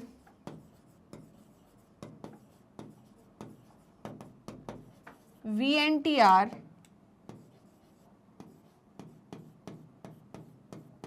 और STR प्रोब। ठीक है, तो प्रोब क्या है जल्दी बताइए। यहाँ पर प्रोब जो है इन्हीं फ्रेगमेंट के कॉम्प्लीमेंट्री स्ट्रैंड है। क्या है? Complementary strand. जैसे कि अगर मैं बात करूं जैसे कि यहाँ पर क्या है, ये है A, ये क्या है T, ये क्या है G, ये क्या है C, ये क्या है A, राइट? ये है A A A A A, right? तो यहाँ पर ये क्या है? फ्रेगमेंट्स ऑफ डीएनए है और इसमें क्या है? बेस पेयर का बेस का सीक्वेंस है, राइट? तो अब मैंने जो प्रोब्स बनाए थे, क्या बनाए थे? प्रोब्स बनाए थे, वो कैसे होंगे? इनके कॉम्प्लीमेंट्री होंगे। क्या होंगे? कॉम्प्लीमेंट्री। तो देखिए कैसे होते हैं कॉम्प्लीमेंट्री। यहाँ पर ये जो एक डीएनए का स्ट्रैंड है, दूसरा स्ट्रैंड है, थर्ड स्ट्रैंड है, फोर्थ स्ट्रैंड है and this one is fifth strand, right? तो यहाँ पर हमने जैसे कि बात की है, एक का मैं एग्जांपल लेती हूँ, एक या दो का। तो ये ए है, टी, जी, सी और ए, राइट? ये हो गया ए। ऐसे है, ऐसे यहाँ पर क्या है? बेसिस अरेंज है किस पर? डीएनए की सिंगल स्ट्रैंड पे। अब मैंने जो प्रोब यूज किया वो कौन सा यूज किया जल्दी बताइए। जो प्रोब यूज किया वो कैसा है? Radio active. क्या है? Radio active. तो होगा क्या? यहां पर मैंने एडिशन कर दिया किसका? रेडियो एक्टिव प्रोब का। तो यहां पर आ गया रेडियो एक्टिव प्रोब, ये आ गया रेडियो एक्टिव प्रोब। और उसने क्या कर ली? बेस पेयरिंग कर ली किसके साथ? उसके कॉम्प्लीमेंट्री फ्रेगमेंट के साथ। जैसे कि ए है तो यहाँ टी आ जाएगा, यहाँ ए आ जाएगा, यहाँ सी, यहाँ जी और यहाँ टी, राइट? तो ये क्या है? रेडियो एक्टिव प्रोब है। ये क्या है? Radio active probe. तो ये है हमारा रेडियो एक्टिव VNTR और STR प्रोब। ठीक है, तो ये कैसा होता है? कॉम्प्लीमेंट्री होता है किसके? डीएनए के स्ट्रैंड के, राइट? कैसा होता है? कॉम्प्लीमेंट्री होता है डीएनए की स्ट्रैंड के। यहाँ पर टी आ गया, यहाँ पर भी टी आ गया, यहाँ पर भी टी आ गया और यहाँ पर भी क्या हो गया? टी आ गया, राइट? तो ऐसा होता है।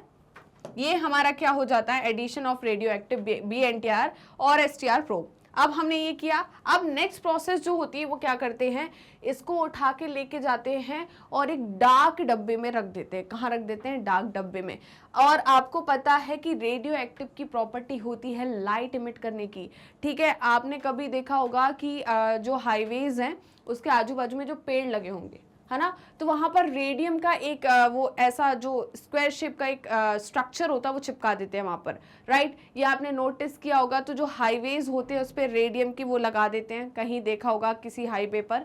तो वो क्या करते हैं? जैसे ही अंधेरा होता है तो वो क्या करने लगते हैं? लाइट इमिट करने लगते हैं। मेनली जो रेड कलर के होते हैं वो क्या होते हैं? रेड कलर के, राइट? तो जैसे ही रात होती है तो वो लाइट इमिट करते हैं। तो यहाँ पर इन्होंने क्या की है? रेडियो एक्टिव प्रोबिंग की है। क्या की है? Radio active probing. अब जैसे ही इस नायलॉन पेपर को डार्क डब्बे में रख देंगे, डार्क प्लेस पे रख देंगे, तो यहाँ पर क्या हो गई? कॉम्प्लीमेंट्री बेस पेयरिंग हो गई, है ना? इसके साथ कॉम्प्लीमेंट्री बेस पेयरिंग हो गई रेडियो एक्टिव प्रोब के साथ। तो यहाँ पर जहाँ पर क्या हुई है? कॉम्प्लीमेंट्री बेस पेयरिंग हुई है, वहाँ से क्या होगी? लाइट इमिट होगी। तो हमें पता चल जाएगा कि डीएनए का फ्रेगमेंट एक यहाँ है, एक यहाँ है, एक यहाँ है। तो इससे हमें क्या पता चल जाएगा? Fragments of DNA, right? Clear है? तो नेक्स्ट जो स्टेप है हमारी, उसमें हम क्या करेंगे? इसको स्टोर करेंगे कहाँ पर? जल्दी बताइए। इसको स्टोर करेंगे डार्क प्लेस पर। किस पर? डार्क प्लेस पर। वैसे हम बोलते हैं इथीरियम ब्रोमाइड का यूज करते हैं, राइट? जिसकी वजह से ऑरेंज कलर इमिट होता है, राइट? चलिए, तो पहले इसका आप स्क्रीनशॉट ले लीजिए, इसका स्क्रीनशॉट लीजिए। चलिए, वो सारी प्रोसेस जो है ना मैं आपको कहाँ पढ़ाऊंगी, बायोटेक्नोलॉजी में पढ़ाऊंगी। कहाँ पढ़ाऊंगी, बायोटेक्नोलॉजी। चलिए, तो अब मुझे नेक्स्ट स्टेप जो करनी है वो क्या करना है, ऑटो रेडियोग्राफी। क्या करना है, ऑटो रेडियोग्राफी। वो इतने अच्छे से यहाँ नहीं समझाया है, मैं आपको बता देती हूँ। नॉर्मली हमें क्या करना है, अभी ये जो नायलॉन का पेपर है, ठीक है, जिसमें क्या है, फ्रेगमेंट्स ऑफ डीएनए है। क्या है, फ्रेगमेंट्स ऑफ डीएनए। तो हमें क्या करना है, जैसे कि ये फ्रेगमेंट ऑफ डीएनए है, ये फ्रेगमेंट ऑफ डीएनए है, ये है, राइट।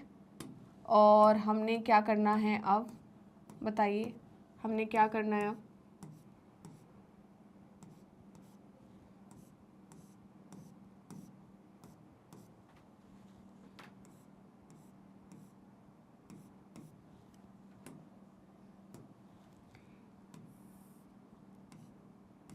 अब मैं सारा लिख नहीं रही हूँ, वो आपको पता है, राइट। ये कॉम्प्लीमेंट्री होगा तभी इसके साथ बेस पेयरिंग कर रहा है, यहाँ कॉम्प्लीमेंट्री ही होंगे तभी तो बेस पेयरिंग कर रहे हैं ना।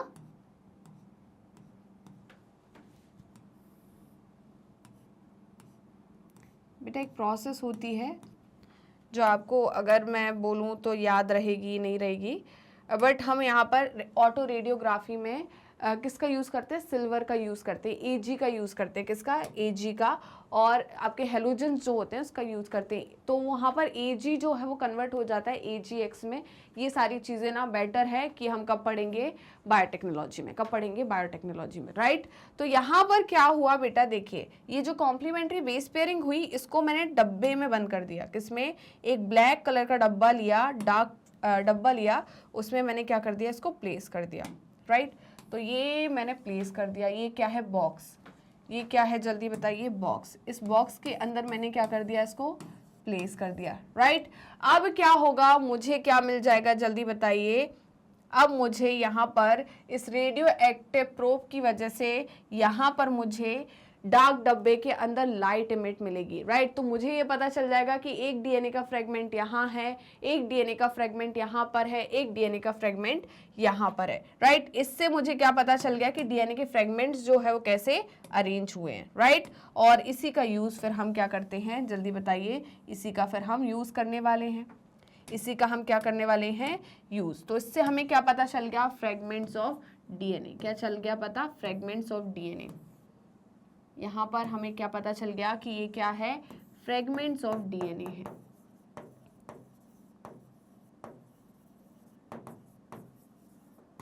कैसे पता चला, रेडियो एक्टिव प्रोब ने क्या इमिट करी, लाइट इमिट करी।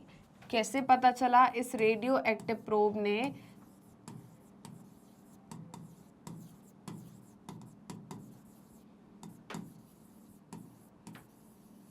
Probe emit light in dark। इसकी वजह से हमें क्या मिल गया, यहाँ पर देखो, यहाँ पर लाइट इमिट होगी तो हमें पता चल गया कि भाई एक यहाँ पर है, यहाँ पर इतने बीच में लाइट इमिट नहीं हुई, यहाँ लाइट इमिट हुई तो पता चल गया कि दूसरा फ्रेगमेंट यहाँ पर है। फिर इतने बीच में लाइट इमिट नहीं हुई, यहाँ पर लाइट इमिट हुई, फिर पता चल गया कि नेक्स्ट जो फ्रेगमेंट है यहाँ पर है। तो इससे हमें क्या मिल गया, फ्रेगमेंट्स ऑफ डीएनए। इसी को हम कहते हैं डीएनए फिंगरप्रिंटिंग। क्या कहते हैं, डीएनए फिंगरप्रिंटिंग। तो जल्दी से इसका स्क्रीनशॉट ले लो, जल्दी से स्क्रीनशॉट लीजिए। चलिए, क्या आपने स्क्रीनशॉट ले लिया है, तो ये हमारे पॉइंट्स हो चुके थे। नेक्स्ट चलते हैं, हम क्या बोल रहे हैं, ये the technique of DNA fingerprinting was initially developed by Alex Jeffreys.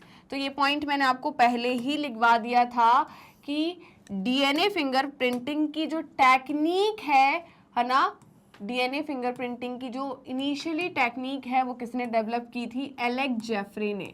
किसने, एलेक्स जेफरीज ने, right. He used a satellite DNA. इन्होंने किसका यूज किया था, सैटेलाइट डीएनए का, राइट।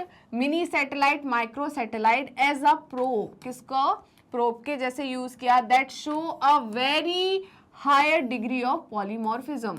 और ये जो प्रोब इन्होंने यूज किया था, सैटेलाइट डीएनए जो यूज किया था, ये क्या शो कर रहा था, हाई डिग्री ऑफ पॉलीमॉर्फिज्म। मतलब यहाँ पर बार बार आपको क्या मिल रहे थे, सीक्वेंस मिल रहे थे, रिपीटिंग सीक्वेंस मिल रहे थे, जिसमें बहुत माइन्यूट सा क्या था, चेंज था. It was called as variable number of tandem repeat, जिसे हम VNTR कहते हैं. क्या कहते हैं, VNTR. VNTR का मतलब क्या है, मिनी सैटेलाइट. क्या है, मिनी सैटेलाइट, राइट. ये क्या है, मिनी सैटेलाइट DNA. ठीक है, तो यहाँ मिनी सैटेलाइट DNA का मतलब क्या है, आपको पता ही है कि ये DNA की एक स्ट्रैंड है. क्या है, DNA की स्ट्रैंड है, और यहाँ पर क्या है, बेसिस अरेंज है. क्या है, बेसिस अरेंज है, और इन बेसिस का क्या है, रिपीटेशन है, जैसे कि ATGC ATGC. ठीक है, ये एक सीक्वेंस है. ये क्या है, एक सीक्वेंस है. वैसे BNTR में मैंने आपको बताया है कि यहाँ पर जो रिपीटिंग सीक्वेंस होता है वो more than 10 base long sequence होता है and less than 100 base long sequence होता है. ठीक है, जैसे कि मैंने बोला ATGC ATGC ATGC. तो यहाँ पर देखिए ये एक सीक्वेंस है, ये एक सीक्वेंस है, और ऐसा सीक्वेंस जो है रिपीट हो रहा है up to 50 times, up to 50 times. तो इसे हम क्या कहते हैं, VNTR. VNTR का मतलब क्या है, variable number of tandem repeats, right. अब देखिए, the technique as used earlier involves sudden blot hybridization using radio labeled VNTR as a probe in it. ठीक है, तो यहाँ पर ये जो टेक्निक है, अर्ली टेक्निक, इसमें क्या यूज किया गया, सदन ब्लॉटिंग हाइब्रिडाइजेशन. इसमें क्या होता है कि जो फ्रेगमेंट्स लिए आपने DNA के, उन्हीं फ्रेगमेंट्स के कॉम्प्लीमेंट्री स्ट्रैंड बनाई आपने DNA की. बना सकते हो, कैसे बना सकते हो, आर्टिफिशियली. तो आर्टिफिशियली कॉम्प्लीमेंट्री स्ट्रैंड बनाई और उसको, उन स्ट्रैंड को कैसे कर दिया, रेडियो एक्टिव. क्या कर दिया, रेडियो एक्टिव, राइट. तो हमने रेडियो एक्टिव क्यों किया, क्योंकि हमें पता लगाना है, क्योंकि रेडियो एक्टिव की एक प्रॉपर्टी है, वो क्या इमिट करते हैं, लाइट इमिट करते हैं, राइट. तो हम क्या कर पाएंगे, DNA के फ्रेगमेंट्स को आइडेंटिफाई कर पाएंगे, इसलिए हमने यहाँ पर किसका यूज किया, सदन ब्लॉटिंग का. तो याद रखना है, DNA के लिए कौन सी ब्लॉटिंग यूज करते हैं हम, सदन ब्लॉटिंग, राइट. अब देखिए हम कैसे DNA को एक्सट्रैक्ट करेंगे, कौन कौन सी प्रोसेस होगी DNA फिंगरप्रिंटिंग में. तो देखिए, सबसे पहले हमने किया आइसोलेशन ऑफ DNA. सबसे पहले DNA को एक्सट्रैक्ट किया, आइसोलेट किया. कहाँ से आइसोलेट कर सकते हैं, हेयर फॉलिकल से, स्किन से, सलाइवा से, बोन से, स्पर्म से, राइट. कहीं से भी हम DNA को एक्सट्रैक्ट कर सकते हैं. तो आइसोलेशन ऑफ DNA हो गया. दूसरा क्या था, digestion of DNA by restriction endonuclease. अब मॉलिक्यूलर सीजर की मदद से इस लंबे DNA के हमने काफी ज्यादा फ्रेगमेंट्स कर दिए, टुकड़े कर दिए, राइट. तो हमने किसकी मदद से किया है, रेस्ट्रिक्शन एंडोन्यूक्लियस की मदद से. ये एक एंजाइम है, राइट, जो कि किसके अंदर आता है, न्यूक्लियस क्लास के अंदर, राइट. तो एंडोन्यूक्लियस, एक्सोन्यूक्लियस होते हैं, दो हम पढ़ेंगे बायोटेक्नोलॉजी में. तो यहाँ पर रेस्ट्रिक्शन एंडोन्यूक्लियस की मदद से हमने DNA के काफ़ी लंबी स्ट्रैंड के काफ़ी ज़्यादा फ्रेगमेंट्स कर दिए, टुकड़े कर दिए, जिनकी लेंथ वेरिएबल थी. क्या थी, लेंथ वेरिएबल थी, राइट. तो हमें वेरिएबल लेंथ के क्या मिल गए, जल्दी बताइए, फ्रेगमेंट्स मिल गए DNA के. अब देखिए, separation of DNA fragments by electrophoresis. अब हमने क्या कर दिए, DNA के फ्रेगमेंट को सेपरेट कर दिया, किसकी मदद से, जेल इलेक्ट्रोफोरेसिस की मदद से. और जेल इलेक्ट्रोफोरेसिस में जो जेल यूज करते हैं उसे हम कौन सा जेल बोलते हैं, अगरोस जेल या अगार जेल, जो कि कहाँ से एक्सट्रैक्ट किया जाता है, रेड एल्गी से. ये मैंने आपको जब प्लांट किंगडम पढ़ा रही थी तब वहीं पर बता दिया था, राइट. अब देखिए, ट्रांसफरिंग मतलब blotting of separated DNA fragments to synthetic membrane. ये सिंथेटिक मेम्ब्रेन किसकी बात कर रहे हैं, ये नाइट्रोसेल्यूलोज मेम्ब्रेन की बात कर रहे हैं, सच एज नाइट्रोसेल्यूलोज और नाइलॉन. तो अब इन्होंने क्या किया, ट्रांसफर किए इन फ्रेगमेंट्स को, कहाँ पर, सिंथेटिक मेम्ब्रेन को, जो कि बनी है किससे, नाइट्रोसेल्यूलोज से, right. Hybridization using labelled VNTR probe. अब हमने क्या किया, नेक्स्ट जो प्रोसेस है, हमने क्या किया, यहाँ पर एडिशन किया किसका, VNTRs का, हाइब्रिडाइज्ड BNTR का, जो कि कैसे थे, रेडियो एक्टिव। क्या थे, रेडियो एक्टिव। अब देखिए, detection of hybridized DNA fragments by auto radiography such systematic schematic representation of DNA fingerprinting is shown in figure. तो ये लास्ट जो प्रोसेस है वो क्या होती है, ऑटो रेडियोग्राफी। क्या होती है, ऑटो रेडियोग्राफी। ठीक है, इसमें एक्सरेज का यूज किया जाता है। क्लियर है। चलिए अभी देखिए क्या है, ये है पैटर्नल क्रोमोसोम, ये क्या है, मैटरनल क्रोमोसोम। ये पापा का क्रोमोसोम, ये मम्मा का क्रोमोसोम। ठीक है, यहाँ पर देखिए ये क्रोमोसोम नंबर 2 है, ये क्रोमोसोम नंबर 6 कौन सा है, 16। ठीक है, तो यहाँ पर ये क्या है, इंडिविजुअल ए का DNA है। किसका है, इंडिविजुअल ए का। तो भाई इंडिविजुअल ए में भी उसके पापा और मम्मी का, जैसे कि मैं बात करूं अपनी, तो मेरा क्रोमोसोम नंबर ए जो 7 है, उसमें मेरे पास पैटर्नल क्रोमोसोम भी है और मैटरनल क्रोमोसोम है। होमोलोगस क्रोमोसोम होता है ना, पेयर में होते हैं क्रोमोसोम। तो यहाँ पर मेरा 7 नंबर के क्रोमोसोम 2 होंगे, जो कि एक मेरे पापा से आया है, एक मेरी मम्मा से आया। राइट, सेम यहाँ पर क्रोमोसोम नंबर 2 भी 2 होंगे, जो एक पापा से आया, एक मम्मा से आया। तो जो DNA इंडिविजुअल 1 का है, उसके मैंने क्या ले लिए, क्रोमोसोम ले लिए, उसका DNA ले लिया। सेम DNA ऑफ इंडिविजुअल 2, उनके पास भी क्या होंगे, क्रोमोसोम होंगे, एक पैटर्नल होगा, एक मैटरनल होगा। दोनों से क्रोमोसोम्स लिए हमने। ठीक है, मतलब क्रोमोसोम में क्या लिया, DNA लिया। ओके, अब DNA लिया तो इन्होंने क्या करा, amplified repeat separated by size on gel electrophoresis. अब देखो हुआ क्या है, तो देखिए यहाँ पर हमें क्या मिला है, DNA फॉर क्राइम सीन। ये जो DNA मिला है, ये कहाँ से मिला है हमें, क्राइम सीन से। कहाँ से मिला है, क्राइम सीन से। तो जो C वाला है, ये कौन सा DNA है, क्राइम सीन वाला। और यहाँ पर जो DNA है वो कौन सा है, पर्सन A और पर्सन B का। किसका है, पर्सन A और पर्सन B का। ये कैसे हमने यहाँ पर लिया, ये पूरा हमने वही प्रोसेस करी DNA फिंगरप्रिंटिंग वाली।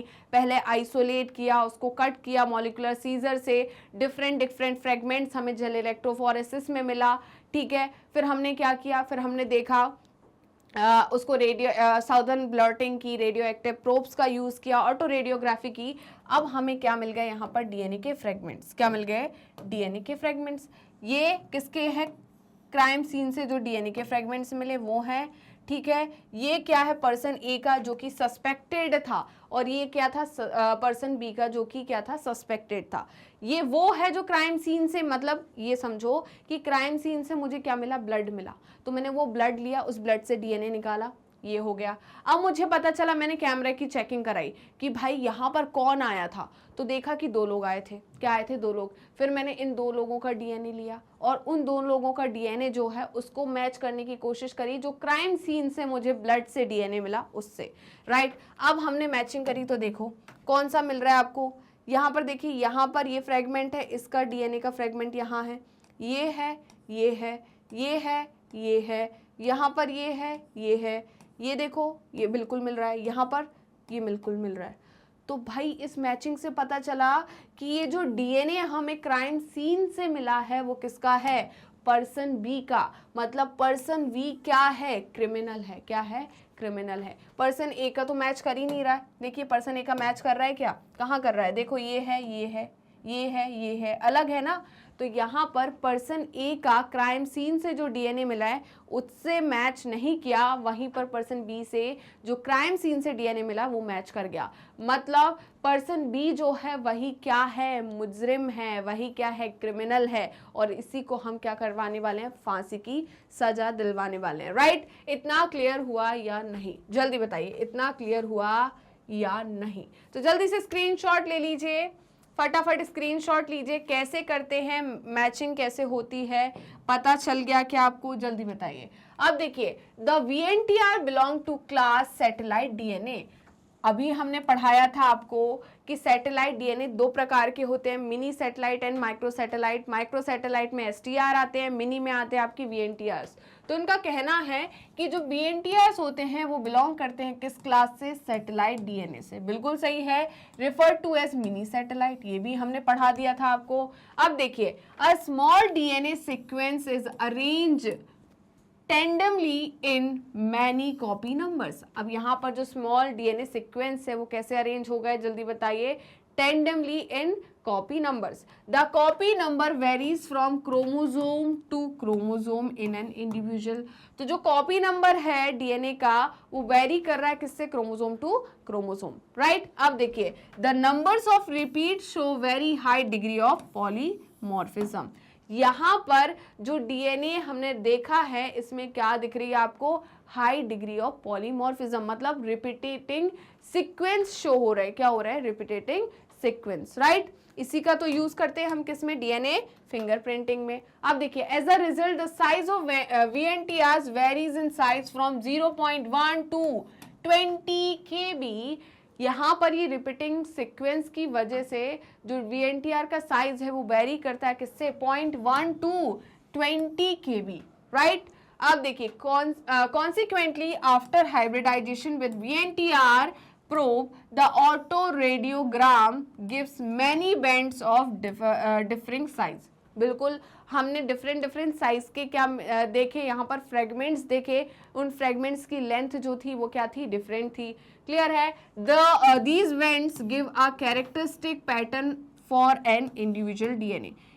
यहाँ पर इन बैंड की वजह से एक इंडिविजुअल का क्या मिला आपको, DNA का एक कैरेक्टरिस्टिक पैटर्न मिला, फ्रेगमेंट्स मिले, राइट। अब देखिए it differs from individual to individual. ये जो कैरेक्टरिस्टिक पैटर्न मिले आपको डीएनए के वो इंडिविजुअल टू इंडिविजुअल डिफर करेंगे, क्योंकि हर एक इंसान में जो पॉलीमॉर्फिज्म है वो क्या है, डिफरेंट है, राइट। क्या है, डिफरेंट, क्योंकि 99.9% डीएनए तो सेम है, यही वो 0.1% डीएनए है जो डिफरेंट है। तो यहाँ पर आपको हर एक इंडिविजुअल के अंदर ये जो पैटर्न है वो क्या मिलेगा, अलग अलग मिलेगा। इसीलिए तो हमने यूज किया है इसको डीएनए फिंगरप्रिंटिंग में। अगर सेम होता तो हम कैसे पता कर पाते कि कौन क्रिमिनल है, कौन पापा है, कौन मम्मी है। क्लियर है। अब देखिए in an individual population accept in the case of monozygotic identical twins, ये मैंने बता दिया था। क्योंकि मोनोजाइगोटिक ट्विंस में जो डीएनए होता है वो सेम होता है। क्या होता है, सेम होता है। तो यहाँ पर दिक्कत हो जाएगी, ठीक है, क्योंकि इनका डीएनए जो है वो मैच करेगा, सेम होगा। क्लियर है। क्योंकि एक ही एग और स्पर्म के फ्यूजन से क्या बना है, जाइगोट बना, और इस जाइगोट में क्या हुआ है, क्लीवेज हुआ है। क्या हुआ है, क्लीवेज। तो अब यहाँ पर क्या होगा, सेम ही डीएनए होगा दोनों में। क्लियर है।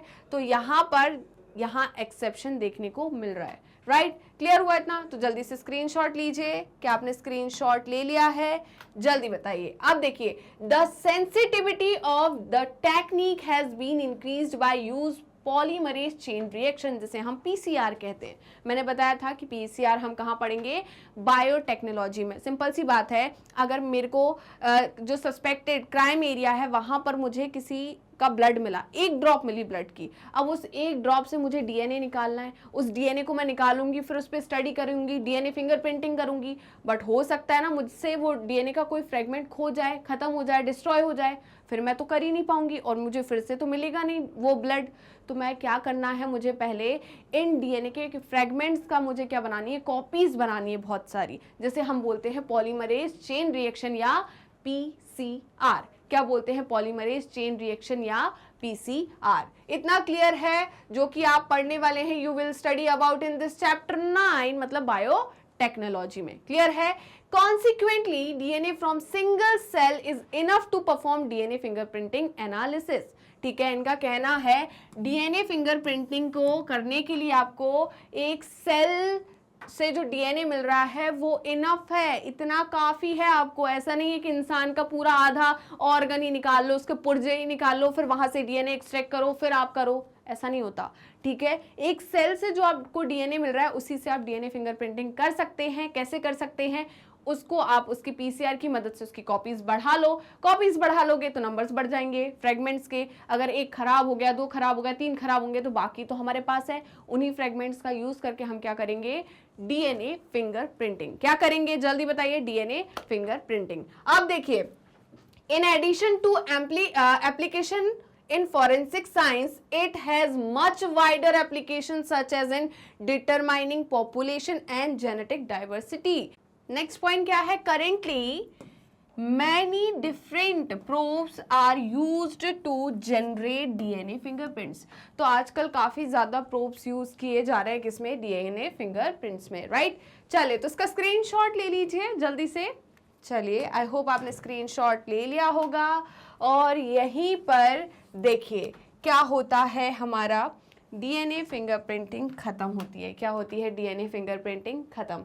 आई होप आज की वीडियो आपको अच्छी लगी होगी। वीडियो अच्छी लगी तो लाइक कीजिए, शेयर कीजिए, सब्सक्राइब कीजिए एंड कमेंट करना बिल्कुल मत भूलेगा। तो आप हमें यूट्यूब चैनल पे तो ऑलरेडी फॉलो कर रहे होंगे, ऐसा मैं सोच रही हूँ। अगर अभी तक आपने यूट्यूब चैनल को सब्सक्राइब नहीं किया है तो प्लीज़ फटाफट यूट्यूब चैनल को सब्सक्राइब कर दीजिए एंड बेल आइकन को क्लिक कर दीजिए, जिससे डेली बेसिस पर आपको नोटिफिकेशन मिल सके, डेली बेसिस पर आप live videos and recorded videos attend कर सके। इसके अलावा आप हमें फॉलो कर सकते हैं हमारे पेज पर। तो आपको पेज को फॉलो करने के लिए क्या करना है, सिंपली गूगल पे जाना है या क्रोम पर जाना है और वहाँ टाइप करना है मैग्नेट ब्रेन्स। जैसे ही आप मैग्नेट ब्रेन्स टाइप करोगे तो आपको इस टाइप का एक पेज ओपन होगा एंड इस पेज में kindergarten to class 12th class तक की यहाँ पर आपको कंप्लीट कोर्स की प्लेलिस्ट अवेलेबल रहेगी। Specially 11th and 12th class के लिए यहाँ पर आपको स्ट्रीम वाइज प्लेलिस्ट अवेलेबल रहेगी, जैसे कि साइंस स्ट्रीम की अलग होगी, ह्यूमैनिटी, कॉमर्स स्ट्रीम, इन सारे स्ट्रीम्स की जो हमारी प्लेलिस्ट है वो अवेलेबल रहेंगी। और इस प्लेलिस्ट में आपको इंक्लूड रहेगा हर एक चैप्टर के अंदर पूरा एनसीईआरटी की theory, advance theory, NCERT solution, MCQs, MIQs, one shot revision, quick revision and daily practice questions. इन सब के थ्रू आप अपने हर एक चैप्टर को काफ़ी स्ट्रॉन्ग एंड अपनी स्टडी को काफ़ी स्मार्ट बनाने वाले हैं, राइट। इसके अलावा आप हमें फॉलो कर सकते हैं हमारी ऑफिशियल वेबसाइट पर, दैट इज़ www.magnetbrains.com। और आप हमसे जुड़ सकते हैं हमारे सोशल मीडिया हैंडल्स के थ्रू, जैसे कि Facebook, Instagram, Twitter, Telegram and WhatsApp. आप अवेल कर सकते हैं e notes and E book, जिसकी लिंक डिस्क्रिप्शन बॉक्स में दी है। तो चलते हैं मैग्नेट ब्रेन्स की टॉप कोर्सेज की तरफ। उससे पहले जान लीजिए कि मैग्नेट ब्रेन्स के 2 चैनल है, Hindi medium channel and English medium channel. Hindi medium channel पे सारे कोर्सेज आपको हिंदी में अवेलेबल रहेंगे, वहीं पर इंग्लिश मीडियम चैनल पे सारे कोर्सेज आपको इंग्लिश में अवेलेबल रहेंगे।